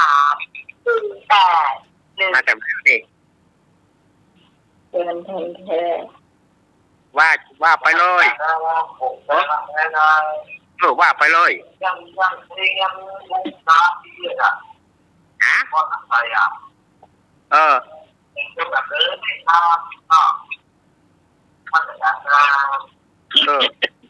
ไม่ใช่ไม่ใช่ ไอ้อย่างก็ประเด็น โอ้โห เอา อย่างเงี้ย ไม่ใช่โอ้โห กันน่ะ ไม่ใหญ่ จังเถอะ มันมี ซ้ายไปซ้ายไปขวาดี ซ้ายขวามันซ้ายเขา ครับคนสายตาเป็นดีเนี่ยนะ อันนี้ข้าเจ้าเคยเป็นคนตาดีมาก่อนเนาะแล้วทีนี้มาสายตาเป็นดีเนี่ยมันทรมานขนาดนี้ แน่นอนกันเนาะ พอมาเป็นคนสายตาเป็นดีเนาะแต่ว่าเขาก็ยังหาเรือนรางอยู่เป็นอย่างเงี้ย แล้วทีนี้ จังนอกมันมีตั้งในหอยนะคะแนนตั้งในมันดีแล้วมันจะต้องมีคนที่นิสัยแน่นอน นิสัยขนาดเลยว่าคนที่ตัวเขาเนี่ยคนบอกเขาจะบอกซ้ายจะขวากันอย่าไปบอกว่าไปทางหน้าไปทางคุณไปทางหลังไปที่นี่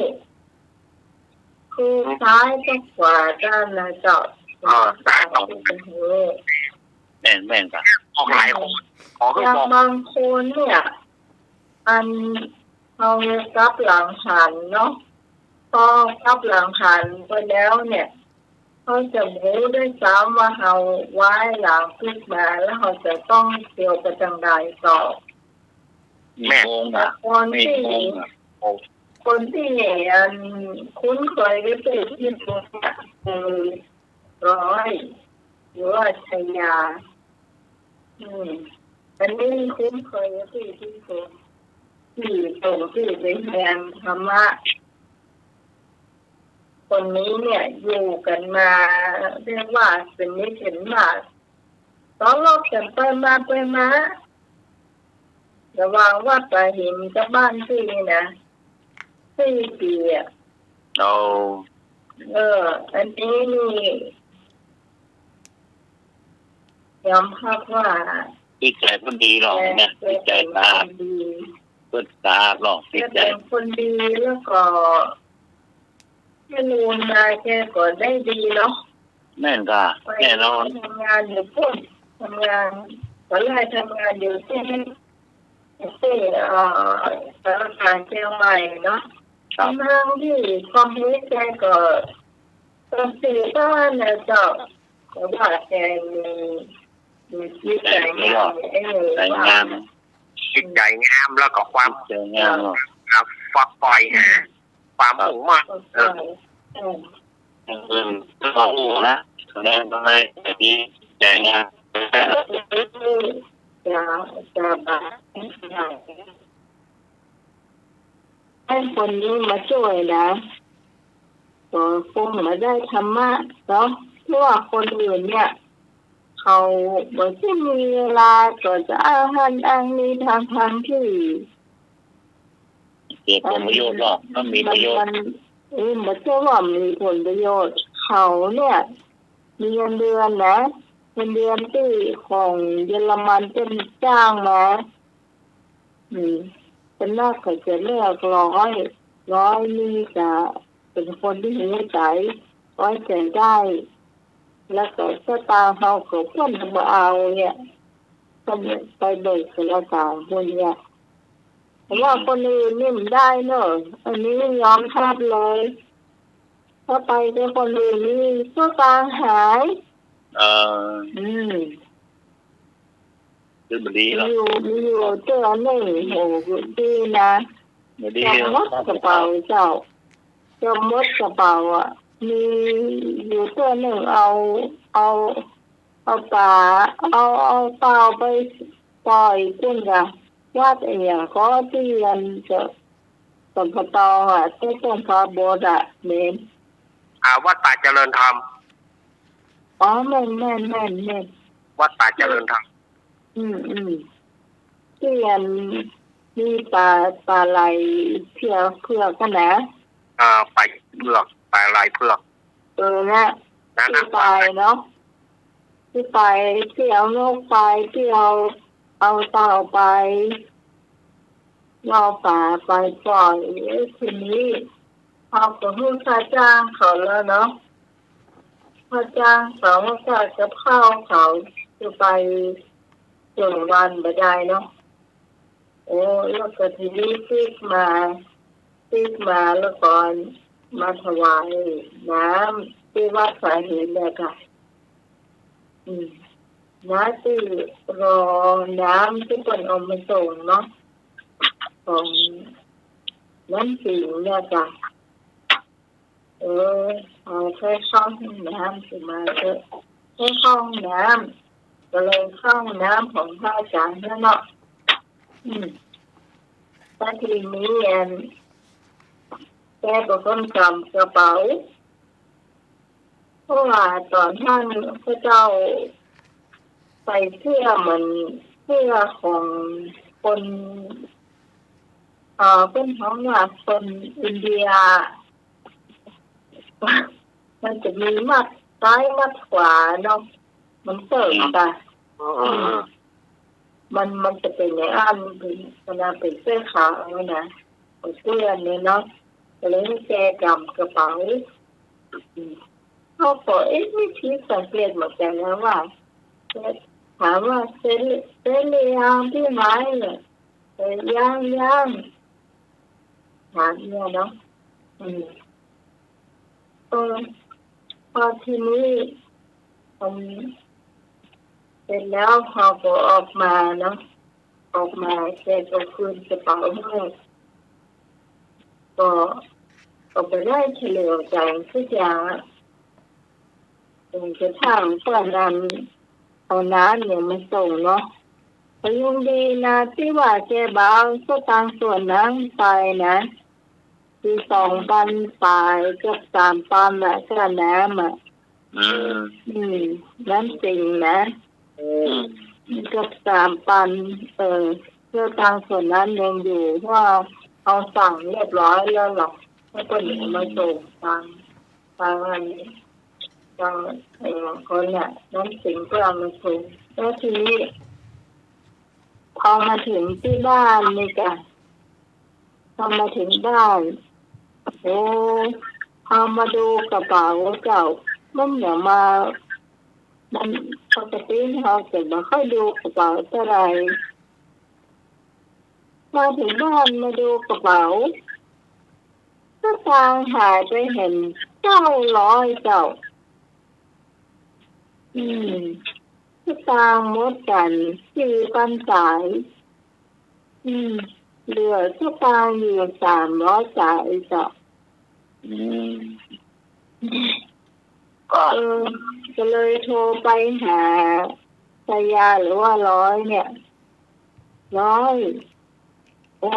ส่งคนจะได้มาให้พี่นี่เดี๋ยวเนี่ยเอาสถานที่ไปนะที่ให้แกไปแล้วน้องค่าจ้างจะเข้าที่นี่ใจหมดนี่เนาะถ้ามันลักสตาร์ที่ไปเห็น900เดียวเนี่ยก็ว่าอย่างนั้นเขาว่ามันเป็นมดกันมันเป็นตั้นตายกันละอันเนี่ย โอ้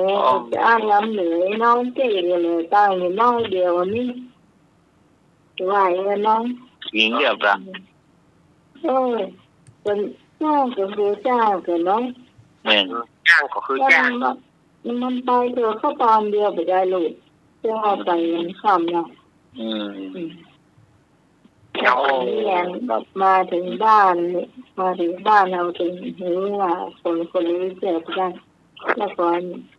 ว่าก็ไปถามว่ามันปฏิเสธว่ามันจะไปสัก2 วันนะแล้วมันก็โทรมาว่ามันลากปืนหัวลงมันไป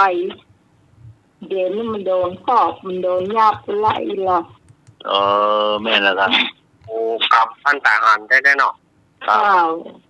โอ้ทำนักเหลือเก่าก็ทำนักปัจจัยกรรมนักเหลือเก่าครับเอาเพื่อนไปหรอโอ้เพื่อนไปนี่เอาเพื่อนไปทำนักเหลือเก่าก็ว่ามันแม่ที่จะเป็นห่วงน้องว่าถ้าคนจะเราต้องส่งมาน้องทำใส่ร้อยกับพิมพ์โพนเนี่ยมาไปหนังสวยเลยแจ้งไปกันละกันว่าถ้าไปใส่2 คนนี่ถึงเอาไปเนาะคนอื่นเนี่ยไว้ใจถึงไม่ได้ก็ตอนท่าน4 ปีนะที่เขาไอ้ปานมาระวังวัดฝ่ายเห็นกับบ้านเนี่ยไปเรียนธรรมะเนี่ยเนาะเอาของคนไปกินแน่ซื่อเนาะบาปมาไปแล้วเนาะบาปคนคือแล้วมันก็เหมือนหมอนวดนะหมอนวดนี่เป็นเพื่อนน้องนะครับเขาอยู่ปาโมกนะอ่างทองคือเขาก็บอกว่าแกไปกึศอย่างใดเนาะแกไปเป็นอาจารย์สอนนวดถ้าที่ตาแกบัดดีนะแต่แกไปดันทุลังไปห้าคนตาดีมาเป็นลูกศิษย์ไหนมันก็มาถึงอีเนาะไปห้าคนไปห้าละอ่อนตาดีมาเป็นลูกศิษย์แล้วซ้ำว่าเป็นละอ่อนละอ่อนคนนั้นน่ะเป็นวัยรุ่นมันเป็นกระเทยแล้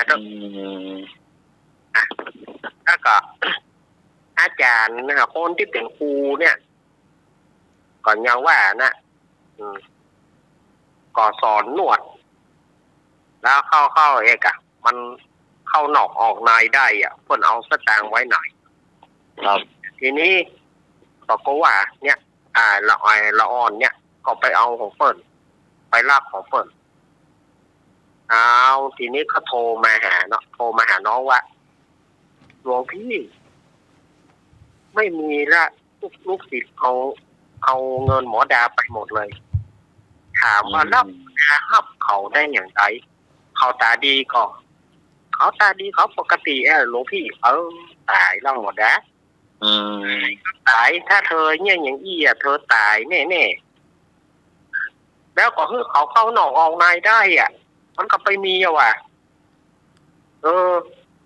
พอเขาหานนี่เอาไว้ไหนเขาหานนี่เอามาไม่ใช่บอกคือเขารู้ว่าอย่าอยู่จุดนี้เนอะอย่ามันจะบอกว่าที่มันก็แอบอยู่ข้างน่ะไอตัวเสียเปียกเปิ้ลน่ะตัวมหานน่ะครับแม่นก็นี่เอาไว้เนาะหมอดาถ้าเธอจะห้าบเธอยังบ่ห้าคนที่พิการเหมือนกันเธอไปห้าคนปกติเอามาเป็นลูกศิษย์ลูกหายแต่ยังบ่รับด้วยนะเอามาหาคนหนึ่งเอาแถมเอาคนหนึ่งเอาแถมหมอดาเธอบ่มีเหลือละเธออย่างพอเธอบอกว่าจากเห็นหลับนี่นะไปเอาคนตาดีมาเป็นลูกน้องเอาคนตาดีเป็นลูกศิษย์มันไม่มีว่ะมันหายหมดนี่มันดีเนาะแต่มันดีละหานหมดนี่มันก็ไม่มีโอ้อย่างนี้ก็บอกว่าหลวงพี่ช่วยเธอบ่ได้ก็เธอจะห้ามลูกศิษย์แต่เธอยังว่าบัดตึกตองเขาตาดีเธอจะไปสอนเขานี่หยังได้ การทุลังเป็นอาจารย์สอนด้วย อาจารย์สอนเอาของนายในมันก็ได้กะมันก็ไปมีมันหานหมดแล้วนี่ที่ใจบดีในห้องตอนไหนบ่ตาแน่กะดียังจ้างแล้วที่ใจบดีเวลาเราว่ามันก็บอกว่าแม่ไม่สบายอย่างนั้นอย่างนี้มันเขาหล่ออีเนาะมันยาเขาหล่อเขาก็อันนั้นแกเขาก็ว่าได้กะพอจับได้มันวันรู้ว่าเธอถึงอย่างเขาไปได้แม่นยังร้อยหรือว่าเสียยาเนี่ยนะ4 ปีเนาะ4 คบกันมาเนี่ยเราเคยเอาเข้าตังน้องไม่แต่บาทเดียวทุกเดือนเนี่ยจะไปเซ็นเราที่สารกลางเนาะถ้าตังมูลนิธิของทางเยอรมันเนี่ยก็จะใส่สตางค์ไว้ที่สารกลางถ้าตัวน้องเองเนี่ยก็จะได้สตางค์ค่าขนมโดยที่คุณบดีอยู่หน้าตอนสารกลางตอนนั้นช่วงนี้ไม่ใช่มีอย่างเรียนที่เชิดทุกอย่างค่ะเรียนอย่างที่ไหนไม่มีที่ได้ก็เปิดอันเป็นปัญหาจากขนมที่แล้วก็เวลาเขาได้รางวัลอะไรเนี้ยก็จอนให้ก็มีคนจวนใจหนวดแจนโบราณมากกันแต่ก่อนได้ยินเพื่อนนี่กันห้ามทันทีเลยนะไม่ได้สมัยเขาผู้ชายแข็งแรงไม่ได้หรอกทุกตอบแทนเขาเลยนะถูกต้องเขาคนไหนเลยไม่ต้องสารกลางนะเวลาเขาไปทับรางวัลเนี่ยก้นเป็นใจตัวอันนี้ขอบูชาน้ำใจแต่คนดีเหรอใจคนดีเนาะบูชาน้ำใจทางหัวหน้าสารกลางนะคุณวาดีก่อนเห็นว่าตอนนี้เป็นเกษียณอายุหมดแล้วเนาะไปแล้วไปหมดแล้วล่ะ70อยู่แล้วล่ะ70ไปแล้วล่ะ70ปี80แล้วล่ะถ้าตอนนั้นน้อยอายุจะได้30 ปลายโล20 กว่าปีแล้วเดี๋ยว70 ปลาย80แล้วล่ะ20 กว่าปีเนาะนี่สมัยที่โทรหาตู้ลุงทองเสียงยังสมัยนักเสียงยังบาดแจ้นะเสียงอู้โวยมันต้องโวยเพราะว่าเขาเวลาสวดนะเขาสวดโวยขนาดเลยมันการสวดโวยเนี่ยมันทำให้เราโวยไปโดย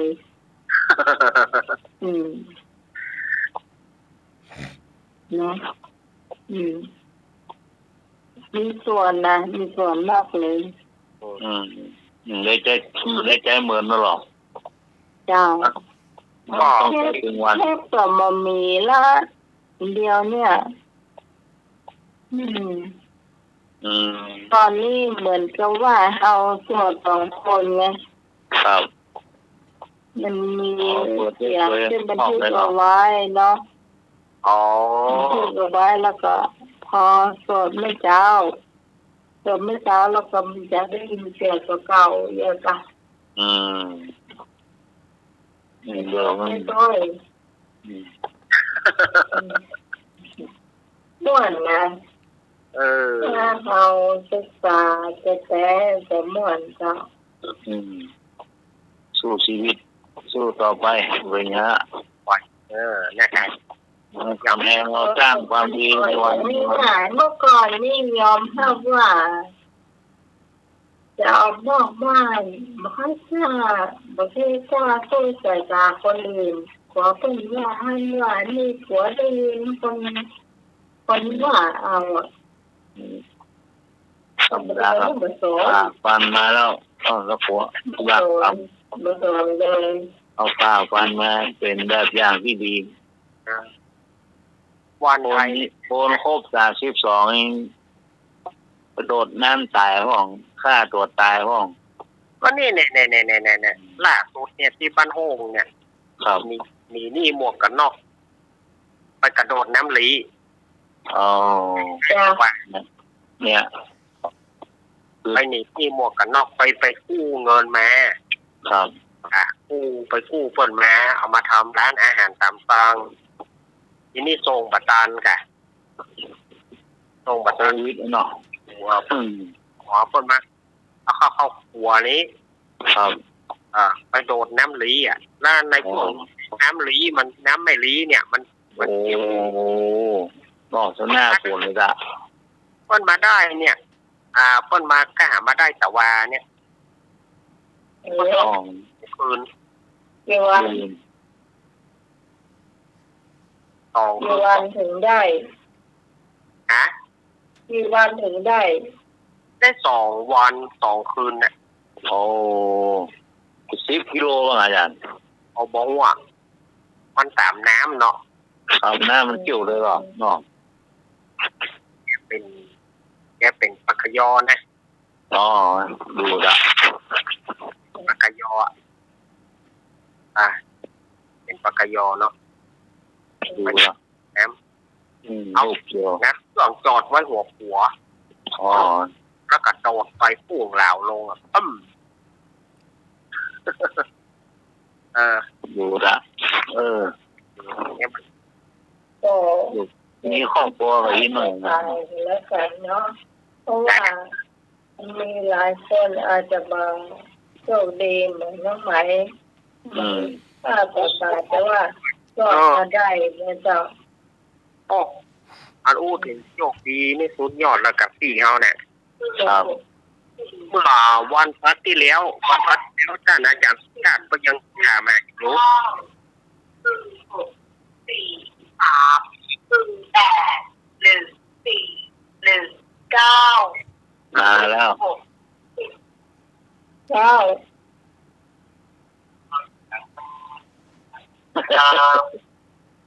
จะไปของก่อคนรักคนรักไปคนเดียวมันก็ตามเรา แน่นอน ไอ้ยังมาเดียวเลยฮะ ก็บอกฮู้ก็นึกว่าปีฮู้เอาเจ้าเอ้ย จะเที่ยงคืนแล้ว เขาได้ยินก็ว่าน้ำมาแสงข้าว วันพัดที่แล้วท่านมหาสงฆ์ชาติเนี่ยว่าโยมพี่สมัยวิไลศักดิ์โทรมาพ้องเนี่ยไม่รู้เรื่องเวลาคนรับ พี่สมัยวิไลศักดิ์นี่นะเอาแล้วเอาสโลแกนของเราไปใช้หำละท่านมหาเอาสโลแกนเขาไปใช้หำเลี้ยว ไม่ได้ยินเน้นว่าก้า ได้เนี่ยเอาสโลแกนเอาไปใช้หำละวันนั้นป้าเรามนทาน่ะลากเข้าไปกุฏิแกปะโอ้โหปัดไปทิพย์หรอปัดไปกุฏิถ้าแกหลังหรอ โอ้ลากไปเลยมาที่นี่มาถ้าไปยุ่งกับเขา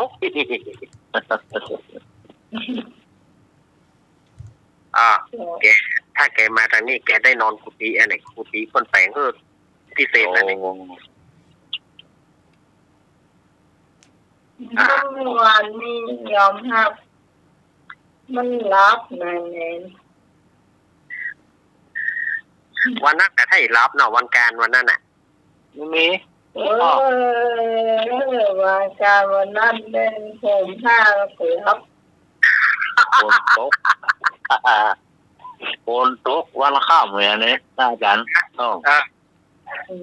เอว่า เจว่าปี้สมัยบอกมากับวันนี้นักว่านะวันนี้ดักวิดที่สมัยคนงาม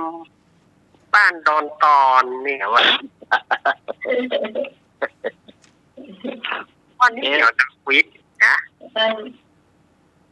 มันจะโทรไปตกได้เหรอแค่เสียยืนโทรศัพท์เลยนะไม่เรื่องนะแต่เขาจะลักดอกฟังหลังไม้มาเล่นมันเน้นสี่คนโทรมามันเล่นเอาพออากาศ มันบอกหูวิธีละมุนละม่อมมันบอกหูพอได้โทรศัพท์เน้นเนี่ยพอดีเรากำลังอู้อยู่กับตัวเนี่ยบอกอู้มันจะอู้คำเน้นที่อู้เนาะเอาไปเอาฝากบอกบัดถ้าฝากอะพี่ถ้าฝากตรงได้ความมันก็บอกโป้นเฮาอยู่ดีอะนอกจากว่าพี่จะโทรก่อนหน้าท่านนะไม่ต้องโทรก่อนหน้าแล้วก็มันวันใดที่ว่าจะสบายวันนั้นนี่หูแล้วที่พี่บอกสบายคนนี้แค่หูแล้วจะสบายจะนักแนวเลยนี่แล้วมาเจโทรมาพี่ว่าสบายพี่เป็นอย่างนี้โอ้โอเคเราซับเปิดโทรศัพท์อะไรกันไม่เอาดักปิ้งเงินไว้ให้สมัครโอ้มีพามันอีน้องคาดว่าน้องสารจำพามันอีน้องคาดข้องสารจำพามันอีน้องครับผมคาดข้องขาดจำจำเหมือนยังเดียวสุ่มไก่มันช่วยจำมาต่อไปเลยวันนี้นะเป็นนั่นนี่ไอ้หยางอ้อนั่นนะอาจารย์สมอกว่าไอ้หยางป้ามันอีน้องห้องขาดจำมุ้งหน้ามุ้งน่าจะแม่นเวอร์บาใจก็ใกล้เคียงอะกำปุ้ง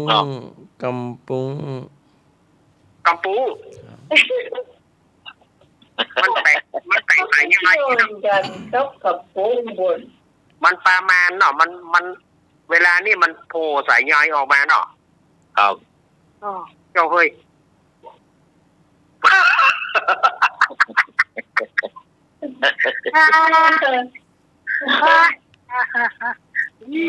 ตาแม่มานอนคว่ำปกหัวเข่านอนคว่ำปกหัวเข่าครับผมที่กูยางจะกระแตนตามเข้ายางไอ้อย่างนอนคว่ำปกหัวเข่าอีกมีว่ะมันยังได้ปกหัวเข่าที่กูเนี่ยที่นี่กำปุ้งอันนั้นก็กำปุ้งดีกับกำปุ้งมันจะมาดีจากกระปุกมีจากกระปุก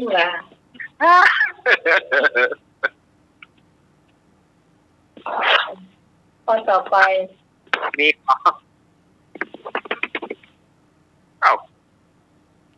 ปวดปากกระตือนไง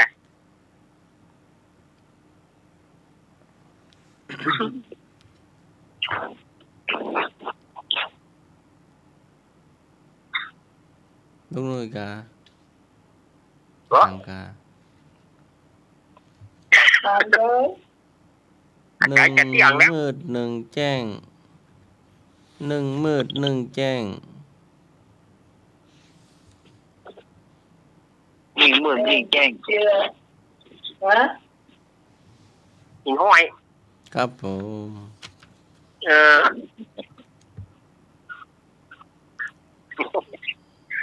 ได้กะ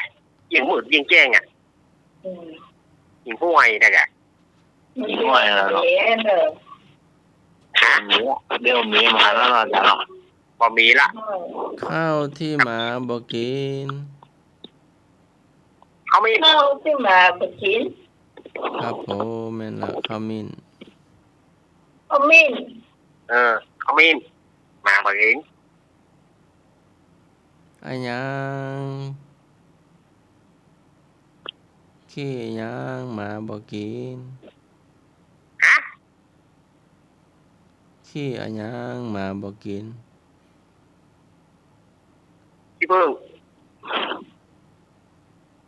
มาทั้งหมดกี่โต๊ะ ขี้เสียดสีเสียด พี่เสียด เขาเรียกว่าขี้กับขี้เสียดสีเสียด เสีย เสี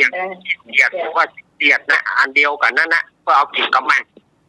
ที่เอาเปลือกมันมาน่ะ เอาก้อนมันกะก้อนมันก็เอามากินกับหมากนั่น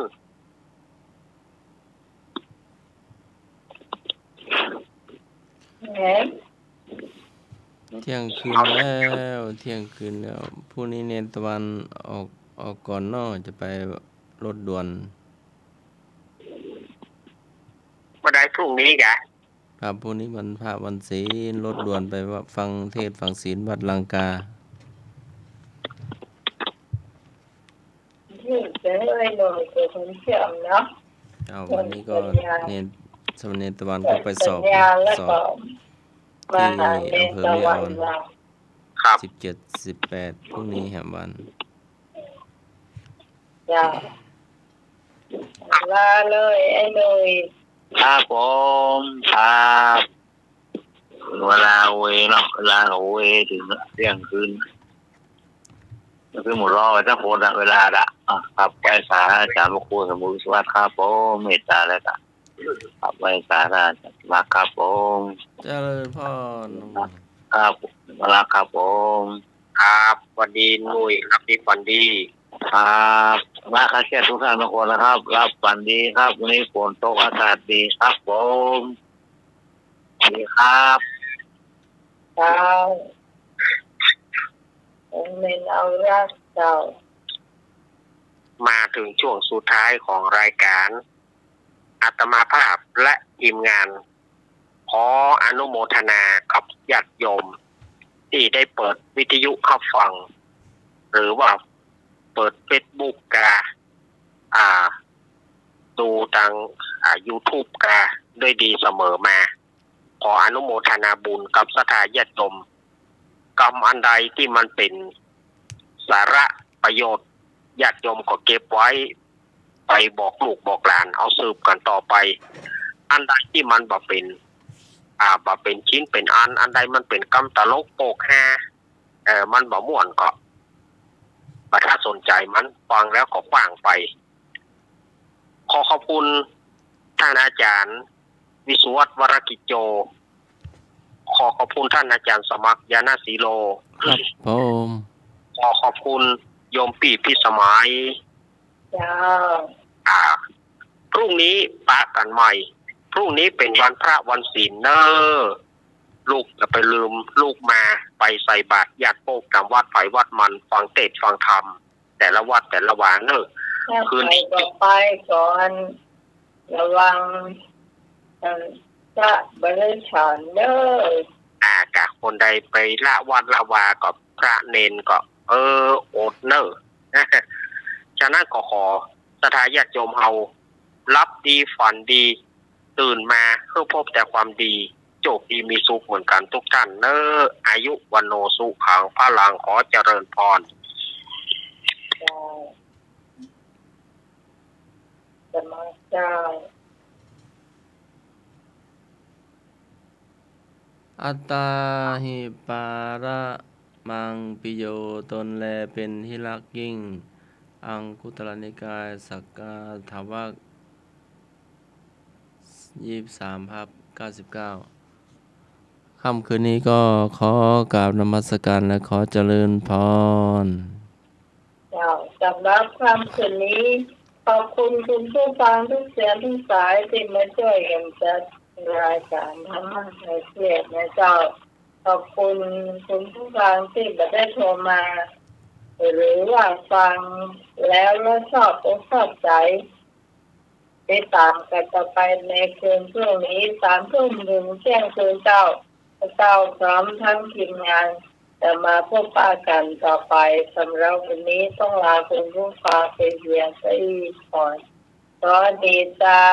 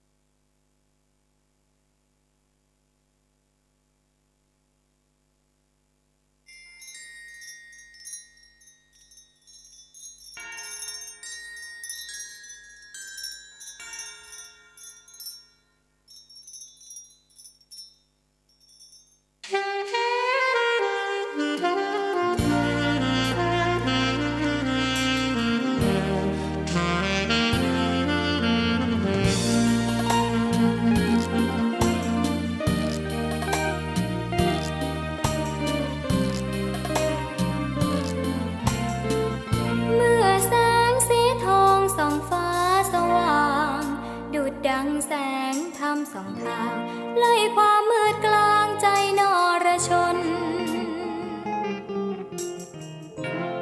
รักโลภหลงโกรธทุกโทษพาใจดิ้นรนว่ายเวียนวังวนบนทางกิเลสตัณหา